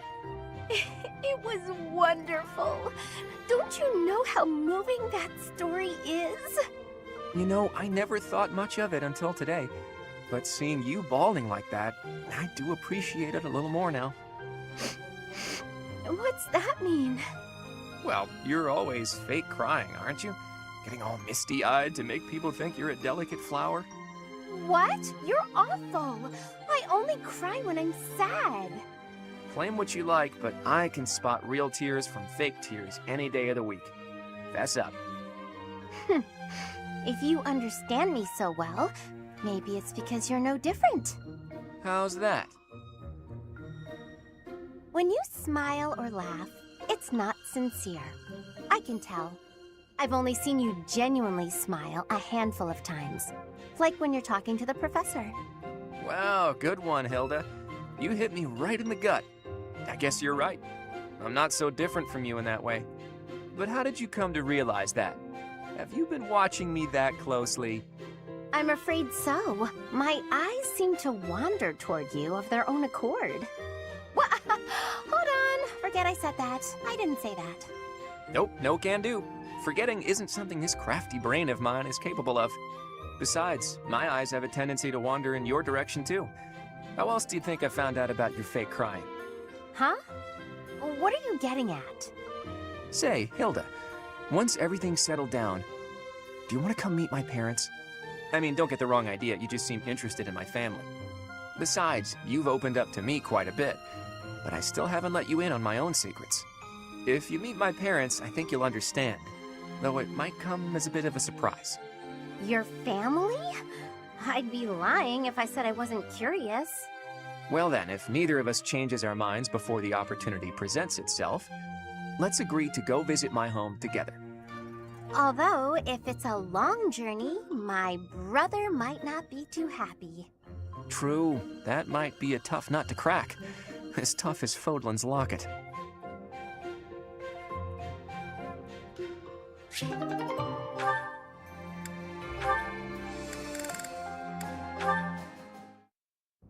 Well, we've got another battle coming up. What do you think of our chances? Winning is always the goal. At any rate, I've done everything I can to prepare.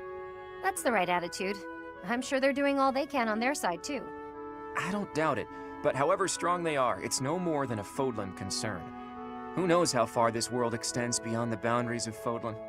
Talk of strength or weakness doesn't amount to much when it's only in relation to a tiny corner of the world. Guess you're right. Thinking about it like that, even this war seems like a storm in a teacup. Exactly. It's nothing more than an internal quarrel amongst the people of Fódlan. Typical laid-back Claude. I always like talking to you. Your perspective on the world is so refreshing. Things I thought were obvious turn out not to be. The way you think, that changes the way you see things. Common sense never tells the whole story. It's similar to what we were talking about before, about how you need to doubt yourself first. True enough, but where did you get these ideas? That perspective of looking past the walls of Fódlan, when it's all we can see in front of us. Do you really want to know? I do. But I'm afraid now isn't the time. When this war is won, I'll tell you all about it. It'll be easier for me to show you than to tell you. Show me. Are we going somewhere? It's quite a distance. You'll start to appreciate how big the world is if you go. Sounds eye-opening. I'll look forward to it. Can we call it a promise? Yes, it's a promise. But first, let's win this war and leave it far behind us.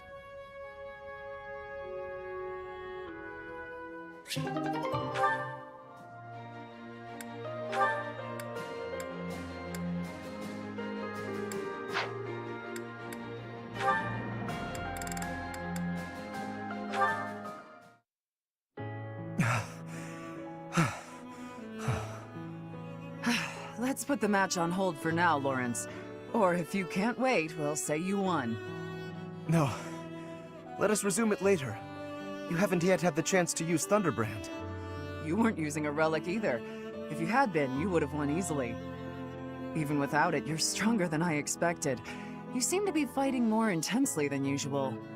Under ordinary circumstances, I'd have surely lost. But I had a vested interest in testing your character.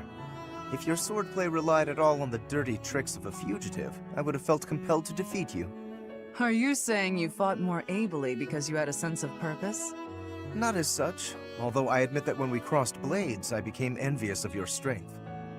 I caught a glimpse, in your elegant swordsmanship, of an aspect of the noble ideal that I yet lack. That envy is perhaps what drove me to fight so hard. Interesting. I was also able to satisfy my curiosity. You are no criminal, but rather a lady of great conviction. That might be an exaggeration. I've done some things I'm not proud of. Modest as ever. Another of your noble qualities. Sorry to disappoint you, but I'm no longer a noble. Whatever your title, the responsible use of power is the very hallmark of nobility. Deny it all you like. The way I see it, you are indeed a true noble. I don't want to be a true noble. I won't be tied down by any stuffy idea of nobility. Although, if this is your way of flirting with me, perhaps I can be persuaded otherwise. That's rather sudden. Tell me, Lawrence, do you often woo noble women? As a true noble, I must be an ideal target for a fellow like you. Since you put it that way, apologies, but I confess you've rendered me quite speechless. Lighten up. I'm just teasing. You're clearly not ready to woo me. Not ready? Do I not suffice for you? Is there some flaw that I could conceivably correct? You're more open-minded than you used to be, but you're still so hung up on status and lineage. If you became a more tolerant person, maybe it would work out. What matters isn't someone's blood, it's what they want, what they fear, what they accomplish. When you understand that, let me know, and I might just fall for you. Just wait and you shall see, Catherine. I fully intend to live up to the very highest of your standards.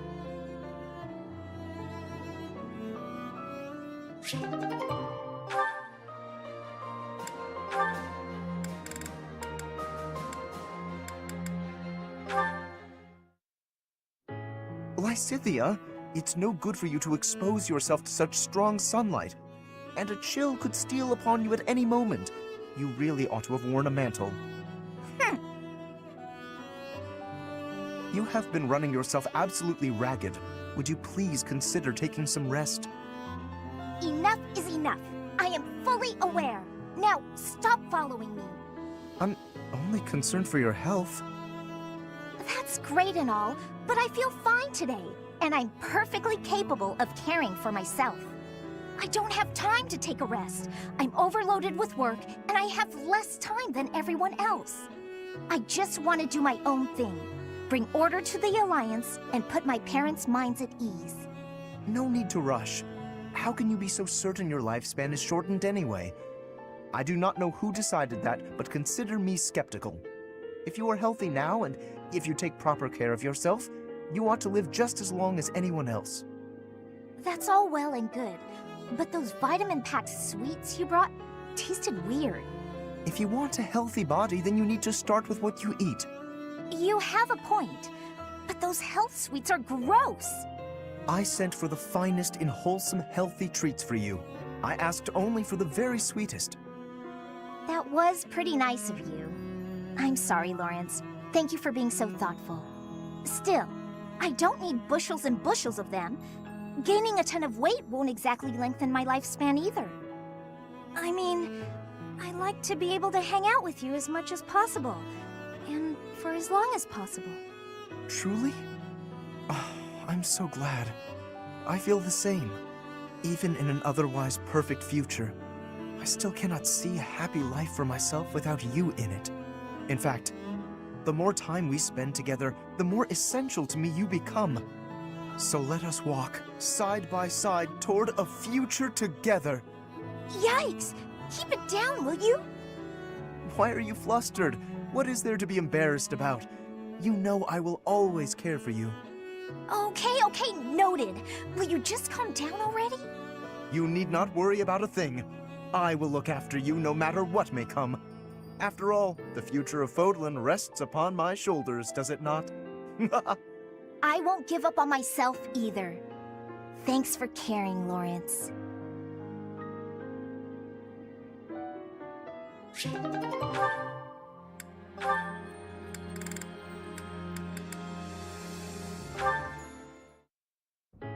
Ah, Marianne, I've been meaning to thank you. The books that you lent me have proved most fascinating. Would you permit me to offer you tea as a token of my gratitude? I'm a little busy right now. Maybe later tonight? Of course. I will look forward to it.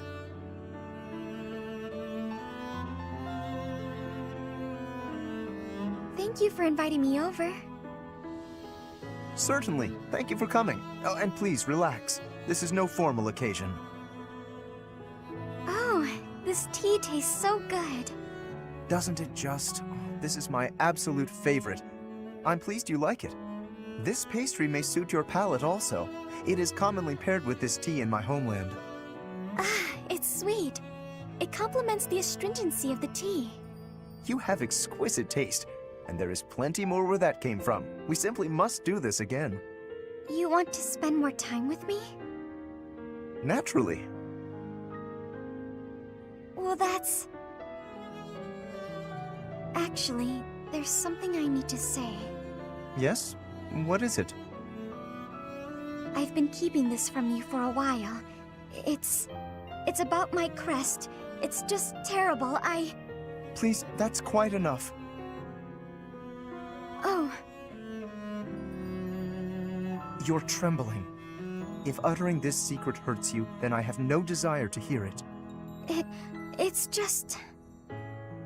Your smile is a greater gift to me than any truth. Whatever you have hitherto concealed, I am certain it is essential to you, and I do wish to know it. But not until the day arrives when you can tell me with a smile on your face. I am not the sort of man to prize my own knowledge over others' happiness, you know. Besides, the mystery is part of your charm. You're funny, Lawrence. There, that's what I mean. Your beauty is always captivated, but that smile truly warms my heart. This is the first time I've smiled in so long, and I have your kindness to thank for that. As I've said, you are perfect just as you are. But I suppose I can take a little credit. Yes, your radiant smile shall illuminate all the world. With me by your side, you will not be able to help it. I'm looking forward to that.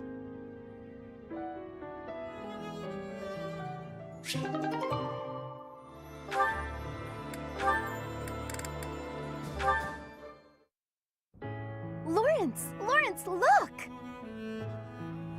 What is it, Hilda? Ah, a letter. From your brother? That's right. Though part of me thinks it's some stranger imitating my brother's handwriting. He's never given me this much praise. Hilda, you've learnt the value of persistence. You're really maturing, stuff like that. Usually his letters are like, I'm worried about you, and stop being so lazy. Since I have fought by your side, I can assure you that his praise is genuine and entirely deserved. I've written about fighting in plenty of letters. Why is he so gushy this time around? I would venture to guess that your depictions of battle are more passionate than before. It's no surprise that such authenticity would resonate with a veteran warrior like your brother. If that's true, I have you to thank. You've inspired me to throw myself into battle. Does everyone think I'm a tough warrior now? I don't want to be stuck with their high expectations. Would that be so terrible? You are gifted, you know. Not to say that your lackadaisical nature has failed to endear itself to me. I'll choose to take that as a compliment. Speaking of letters, did you keep your promise? Did you, mention me? I did. I told my brother all about you. I said you were a uniquely gifted leader who could inspire people to be their best selves. And I said that you'll be a real asset to the Alliance. I also told him how I wished you could join our family. He responded that he'd be honored to call you his brother. Truly? Oh, to have such a valiant brother would be beyond my wildest expectations. Lawrence?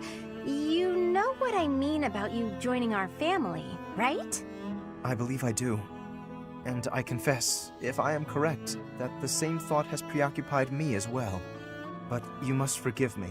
Now is not the time. Before we can consider our own future, we must first end this war. We must secure a peaceful world. And if we do attain a peaceful world, then what? Come on! Just say it. As much as I'd like to grant that request, I cannot. This is something that will deeply affect our lives. It must be said at the proper time and place, with the most artfully chosen words, and the perfect offering. I am Lawrence Hellman Gloucester, after all.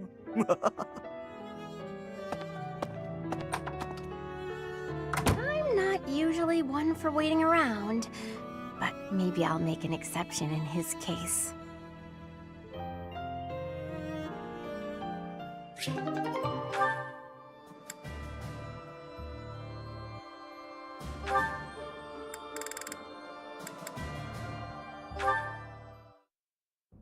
Hey, got a minute? Ah, Leone, are we to sharpen swords again? No, I came to give you this handkerchief back. Sorry, I know I held on to it for a while. You lent me this, remember? I recall giving it to you. It is a noble's duty to give to the common folk. In return, the commoner need only pay respect. That's nice. You left out the part where the nobles take all the stuff the regular folks make? Yes, the common folk give the fruits of their labor, willingly, I might add, as a token of that respect. The head of San village offers his tribute in exactly that spirit, you know. San? That's my village. You knew? Of course. We granted exclusive hunting rights to San and forbade outsiders from poaching. In fact, when we received complaints about just that, we hired mercenaries to deal with the issue. So that's what brought Gerald. What was that? Nothing. Look, just take the handkerchief. I'm returning something I borrowed from a friend. Very well. As your friend, I will accept it. You know, I really wish you wouldn't think of nobles as always giving and commoners as only receiving. Friends help each other, without thinking about status. And that help goes both ways. Quite so. And when I require the aid of a friend, I assure you I will happily recognize it. But only with friends. In the main, I must continue to refuse assistance from the common folk. For a noble to accept would be disgraceful. Huh. I always thought he was just stuck up. Turns out, he just has this grand idea of nobility he's trying to live up to. Oh no! I didn't even give him the handkerchief!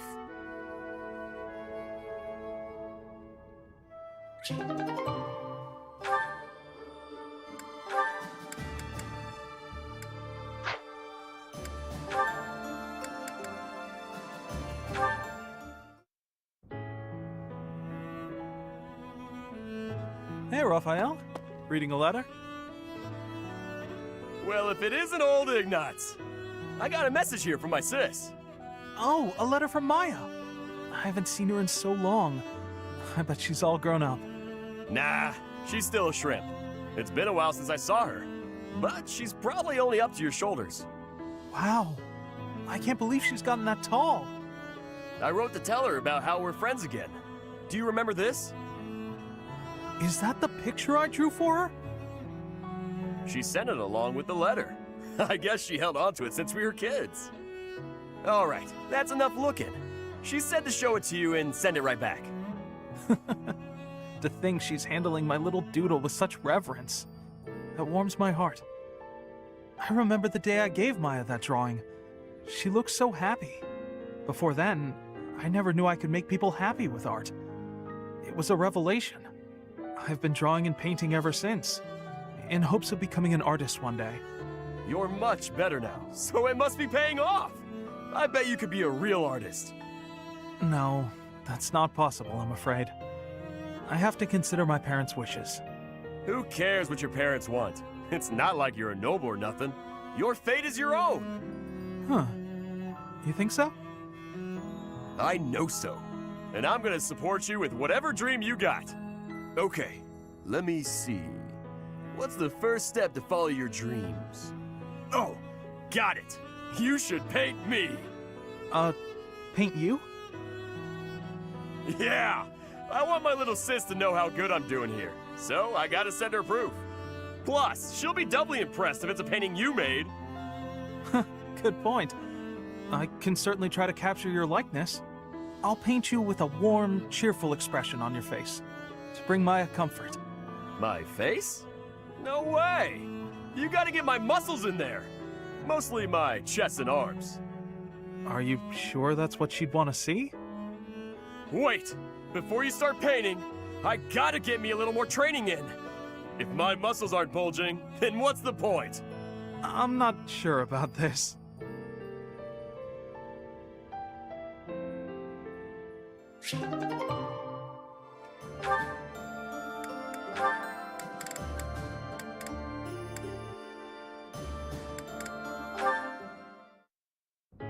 Marianne! Come here, quick! Oh, what's wrong, Raphael? It's that bird you were talking to! I just found him! See? Right there on the lower branch. That's gotta be him. But he looks a little sad for some reason. You're right. Do you mind if I handle this? Hello there, Mr. Bird. How do you do? Yes, I see. I see. So your food supply is... Food? I got it! I completely understand. I have seen more people and birds foraging for berries lately. It would be ideal if those berries were growing in another forest nearby. Then you wouldn't have to. Are you hungry, Mr. Bird? I got just what you need. Are those bugs? Yuck! Look at him go. He's loving it. He's gonna get so big and strong after this. That was... disgusting. But how did you know he was hungry? I could tell by looking at him. He looked hungry and weak. More importantly, I saw what you did. That bird wasn't speaking human, so you gotta understand birdese. I knew it! Oh, about that. I'm sorry, Raphael, but I need to tell you the truth. I can sort of understand what animals are thinking when I look at them, but I can't speak to them. I'm sorry for leading you on. Oh, I see. What about me then? Can you tell what I'm thinking when you look at me? No, Raphael. I can't. Well, of course not. You're not even looking at me. You gotta look at my eyes. Nope, still can't do it. I guess I just gotta tell you. I'm thinking it would be nice if you talked to me the way you talk to animals. What do you mean? Whenever you talk to animals, you seem happy and friendly. I just wish you'd talk to me like that too. I'm so sorry, Raphael. I didn't know. What if I try this? Cheep cheep chiri chiri doo! What the... Whoa! I've never heard you laugh before. I should have talked to you in birdese sooner. Cheep chira cheeply woo teedledee! Sorry, I didn't quite catch that one. I said you gotta eat bugs to grow big and strong, just like Mr. Bird. I think I'll have to pass.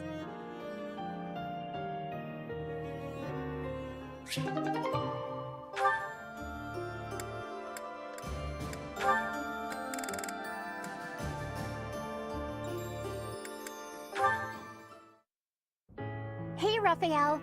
I finally finished that necklace for you. Here you go. Huh? Oh! Whoa! This is incredible!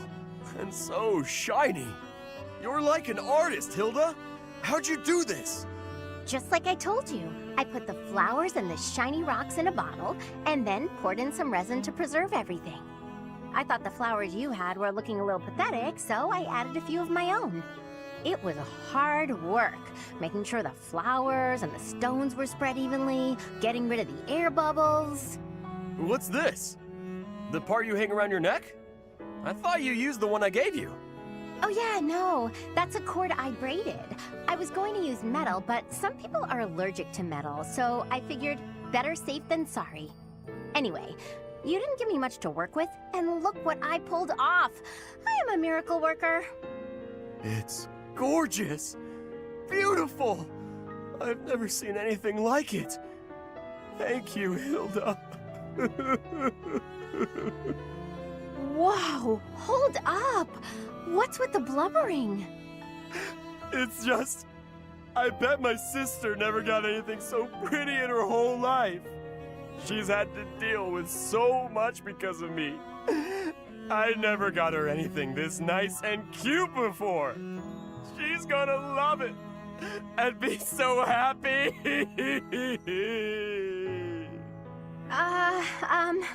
Okay. Yes, okay, that's enough. Come on, you're embarrassing me here. If you're really that happy, I'm glad I put some effort into something for once. Don't you always put effort into things? That's sweet of you, but no. I don't want to put in effort and then disappoint people. It's dispiriting, not to mention tiring. But what if they're not disappointed? Then they'd feel great, and you'd feel great too. Yeah, you have a point there. I guess I'm realizing that now. You know, thanks to you, I'm starting to see things from my brother's perspective. What do you mean? Do you have a big bro too? I do. I've always thought of him as an overprotective nuisance, but now I feel thankful. Looking at you, I couldn't help but think, sometimes big brothers are okay. I didn't do anything special though. It's natural for a big bro to look after his little sis. Oh, that reminds me. I still haven't found anything special enough to repay you for the necklace. I got an idea though. How about I help you make a tough-looking necklace for your big bro? No need. I have a better idea. When the wars simmer down, why don't you and your sister come visit me? Really? That's it? Yeah, I want to make sure it suits her. And then I can adjust the cord if I need to. Of course we'll come visit. I told my sis all about you, and she already wants to meet you. Well, good. I look forward to it. In the meantime, hold me close to your heart. What? That's what the necklace would say if it could talk. Hold me close to your heart.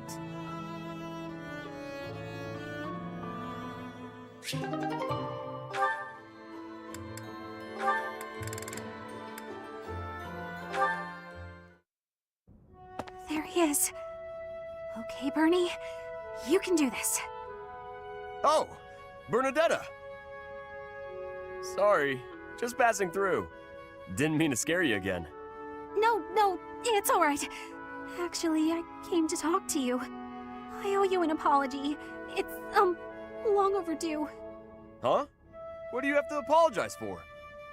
I'm hopelessly terrified of you. So every time I see you, I kinda lose my mind. But once you're gone and I get time to calm down, I realize I'm making a big deal out of nothing. I'm sorry I couldn't tell you before. I feel awful. I hope you can forgive me. Come on now. It's alright. I wasn't really that bothered by it. Promise. I should have been more careful not to scare you. I'm a big guy, and my muscles can be intimidating. No, you did nothing wrong. It's all my fault. How about this? Let's say it's both our fault, and call it even. But you know, I've been thinking. You really are scared of everything. Is there something we can do to fix that? You mean like a cure? Something like that. I think we can figure this out. Your biggest fear is talking to people, right? If that's the case, you need to change the way you think about talking. Right now, you think it's bad, so you're afraid to do it. I figure if you talk to more people, then you'll think talking is good. It might be hard to suddenly start talking to people, though. You're gonna need to take it slow. Oh, I know. Start with me! With you? That'll be, tough. Maybe if you turn around, face the other way? I guess if that's what you need. How's this? I bet if you get used to talking to me, your fears will go away in no time. You're, still really intimidating. But, okay, I'll give it a try.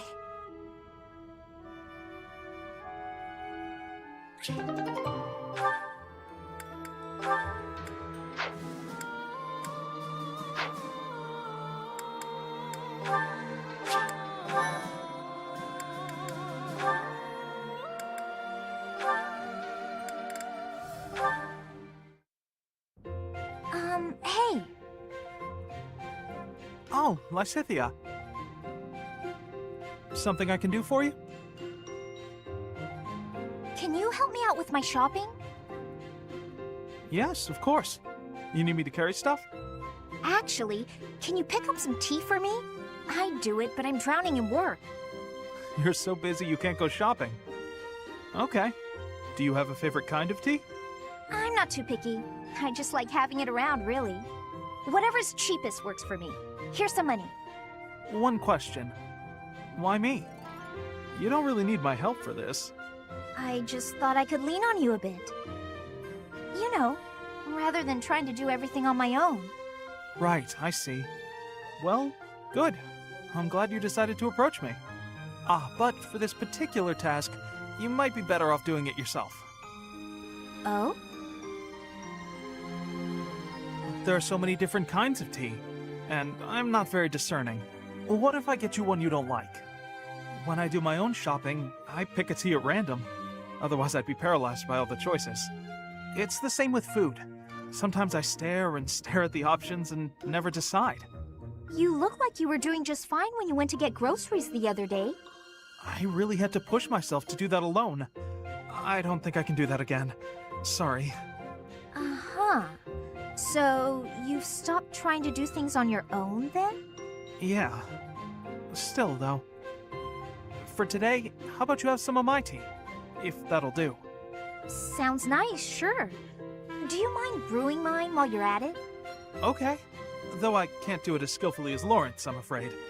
I'll get it ready right away. Feel free to start focusing on your work. What? I mean, you seem plenty reliable to me. I do. Really? How so? You're fun, you're easy to be around, and you rarely complain when you help others. Well, I'm just pouring you some tea. I'm not sure that qualifies as help. It's not easy for me to rely on people, but with you, it's different. Well, there aren't many things I can do, frankly. What I can do, I will do. So if you need anything, ask me, and I'll try to help. You really are unreliable, as it turns out. Guess I'll just have to take your word for it.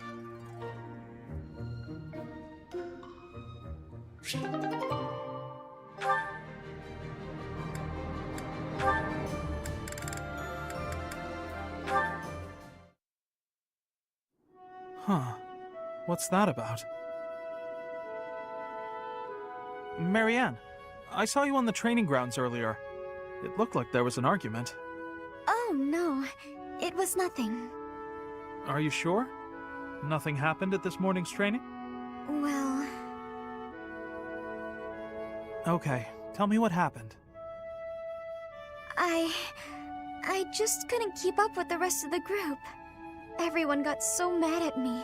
They said something about looking into their eyes so I could read their movements, but I couldn't do it. They may have a point. I'm a hindrance to everyone. I can't do it. Of course not. That goes without saying. It's hard to accomplish anything on your own. Look at me. By myself, I'm worse than useless. Can you see where I'm going with this? To succeed, you have to cooperate. You can't do that if you're not paying attention to nonverbal cues. Huh? Please, try looking up. Looking people in the eye. you'll see some things that you've never seen before. People worry about you, and rely on you. You'll see that on your allies' faces. In a way, you'll see what they're thinking. You may be right. It was my fault for looking down. Thank you, Ignatz. I appreciate your encouragement. Of course. Look, we both saw the sunset and appreciated its beauty. Nature communicates without words. We can do the same. We don't need to speak to be understood. Stop staring at your feet. Look at us. That'll be a good start. I can certainly try.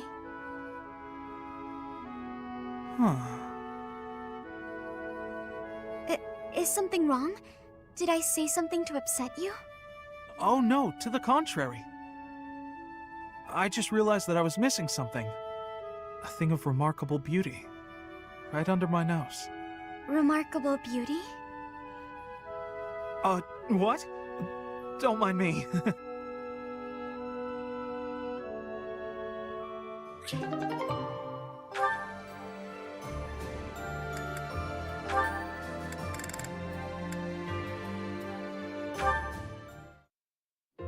Ah, Leonie. Off to train? Already done. What about you? Off to draw? No, I'm on my way back. I was thinking of adding a little color to my latest piece, so... Come to think of it, I've still never seen your work. Here, let me take a peek. It doesn't work like that. You have to let me know in advance. I need time to prepare. Lighten up. Wow, look at all that paper. Are these all drawings? What should I look at first? Wherever we travel, I try to capture the feeling and character of the landscape. I guess they've all kind of piled up. Each place is unique. Not just the geography, but also the clothing and architecture and so on. Everywhere has its own design sensibilities. Yeah, you'd think there'd be only one way to do stuff like engraving, but it actually varies a lot. Just within the Alliance, the styles are quite different between the North and South, and the Empire is even more diverse. Oh, here's a landscape. What a bright blue sky. You really make it seem alive. The blue of the sky changes with the season too. In the summer, it's darker, and yet in the winter, it's almost luminous. And, of course, the landscape below affects the sky's appearance by virtue of contrast. It's hard to get the color just right, so I spend a lot of time experimenting with pigments and... Oh no, I'm so sorry, I've been talking your ear off. Listen, Ignatz, you need to become a painter. Huh? Don't say it's not useful. Your talent moves people. Someday, I'm sure your art will save someone's life. Oh no, I wouldn't go nearly that far. Remember that girl you told me about? You made her so happy, and you were only just starting out. Think about what you could do now that you've had so much practice. This is your calling. You think so? Yeah, it's something you can do that no one else can. I envy you. I wish I had a gift like that. So stop apologizing for your talent and just do it. Thank you, Leonie. Now, if you'll excuse me, I have a lot to think about.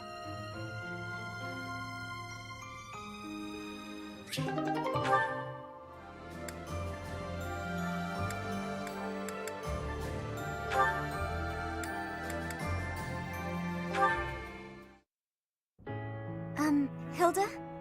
I wanted to thank you for helping me in the infirmary.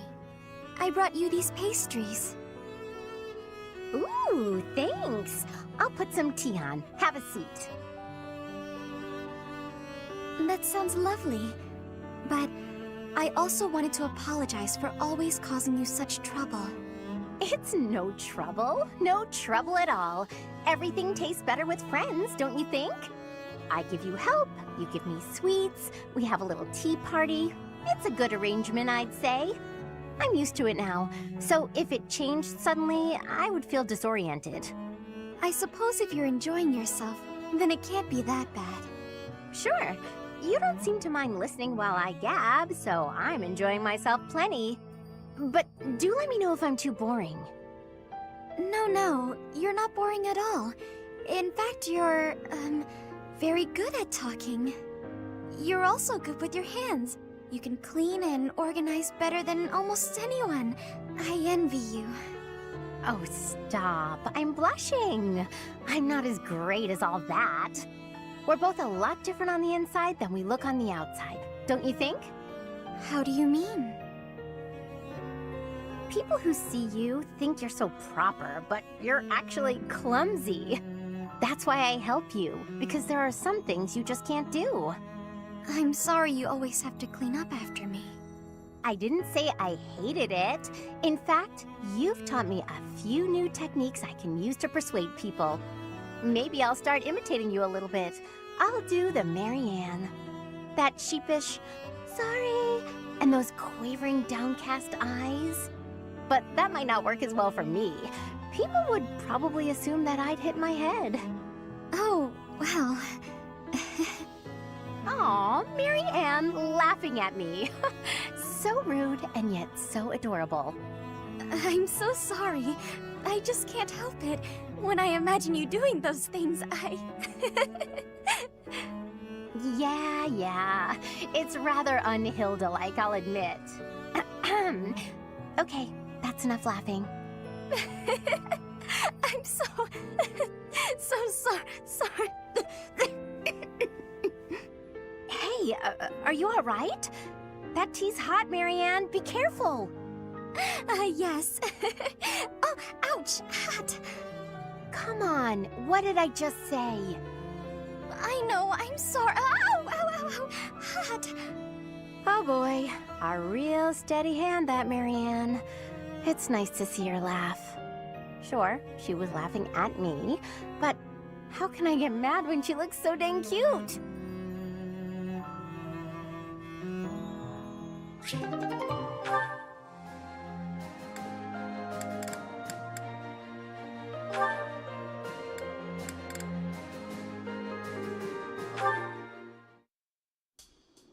Frigid ocean waters. I can feel them already. Calm. Just listen to me for a moment. There's something I need to tell you. The reason I worked for House Varley, Bernadetta, was to kill you. Ha! I knew it. I always knew you were out to kill me. Sink me into the deep, dark, freezing depths. Hold on. House Varley? But why? As you well know, theirs is one of the 6 great noble houses, the true rulers of the Empire. And you're the heir, with a crest. There were tons of people who wanted you wiped out. Like people who want to eradicate House Varley. Or a relative who wants the glory for themselves. That particular breed of treacherous nobility is the kind that'd hire a kid to do their dirty work. The first thing that kid would do, get close to the target by befriending her. Find an in through, say, an assistant gig. This kid you're mentioning sounds real. That was you, wasn't it? Yours truly. My biggest mistake? Getting to know you. I crept into your room one night and readied my blade. The whole thing had been a breeze, up until that moment. I couldn't bring myself to do it. While I hovered there, hesitating, your father came in. You know the rest. Why are you telling me all this? I'm so confused. Because I want you to look at it objectively. I was hired to kill you. Your father protected you from me. A filthy assassin. He was looking out for you. You're lucky to have a father who cares for you enough to do that. Father protected me? He protected me. Yeah, why would I lie? At this point, I figure it's you who hates me, and not the other way around. I don't hate you, Yuri. But I mean, I do feel weird. But I don't know how to feel. Can't we just be friends? Like back then? You want to be friends with me? The reason you couldn't kill me was because we were friends, right? Well... You were my first friend. My very first friend. The first person who played with me. The first person who went on adventures with me. The first... And you were the first friend I had to baby that much. What do you mean? Well, even so, you were the first friend who cared for me. The whole thing was probably a sham anyway. Though, you know, even if it was, I did have a lot of fun with you. I knew it!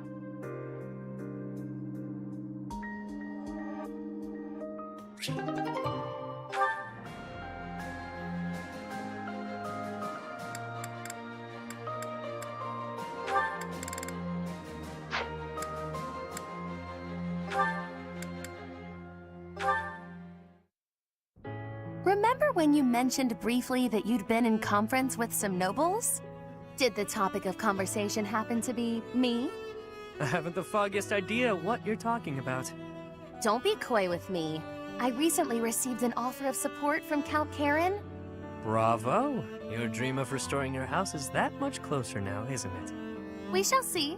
My response is on hold until I could confirm something first.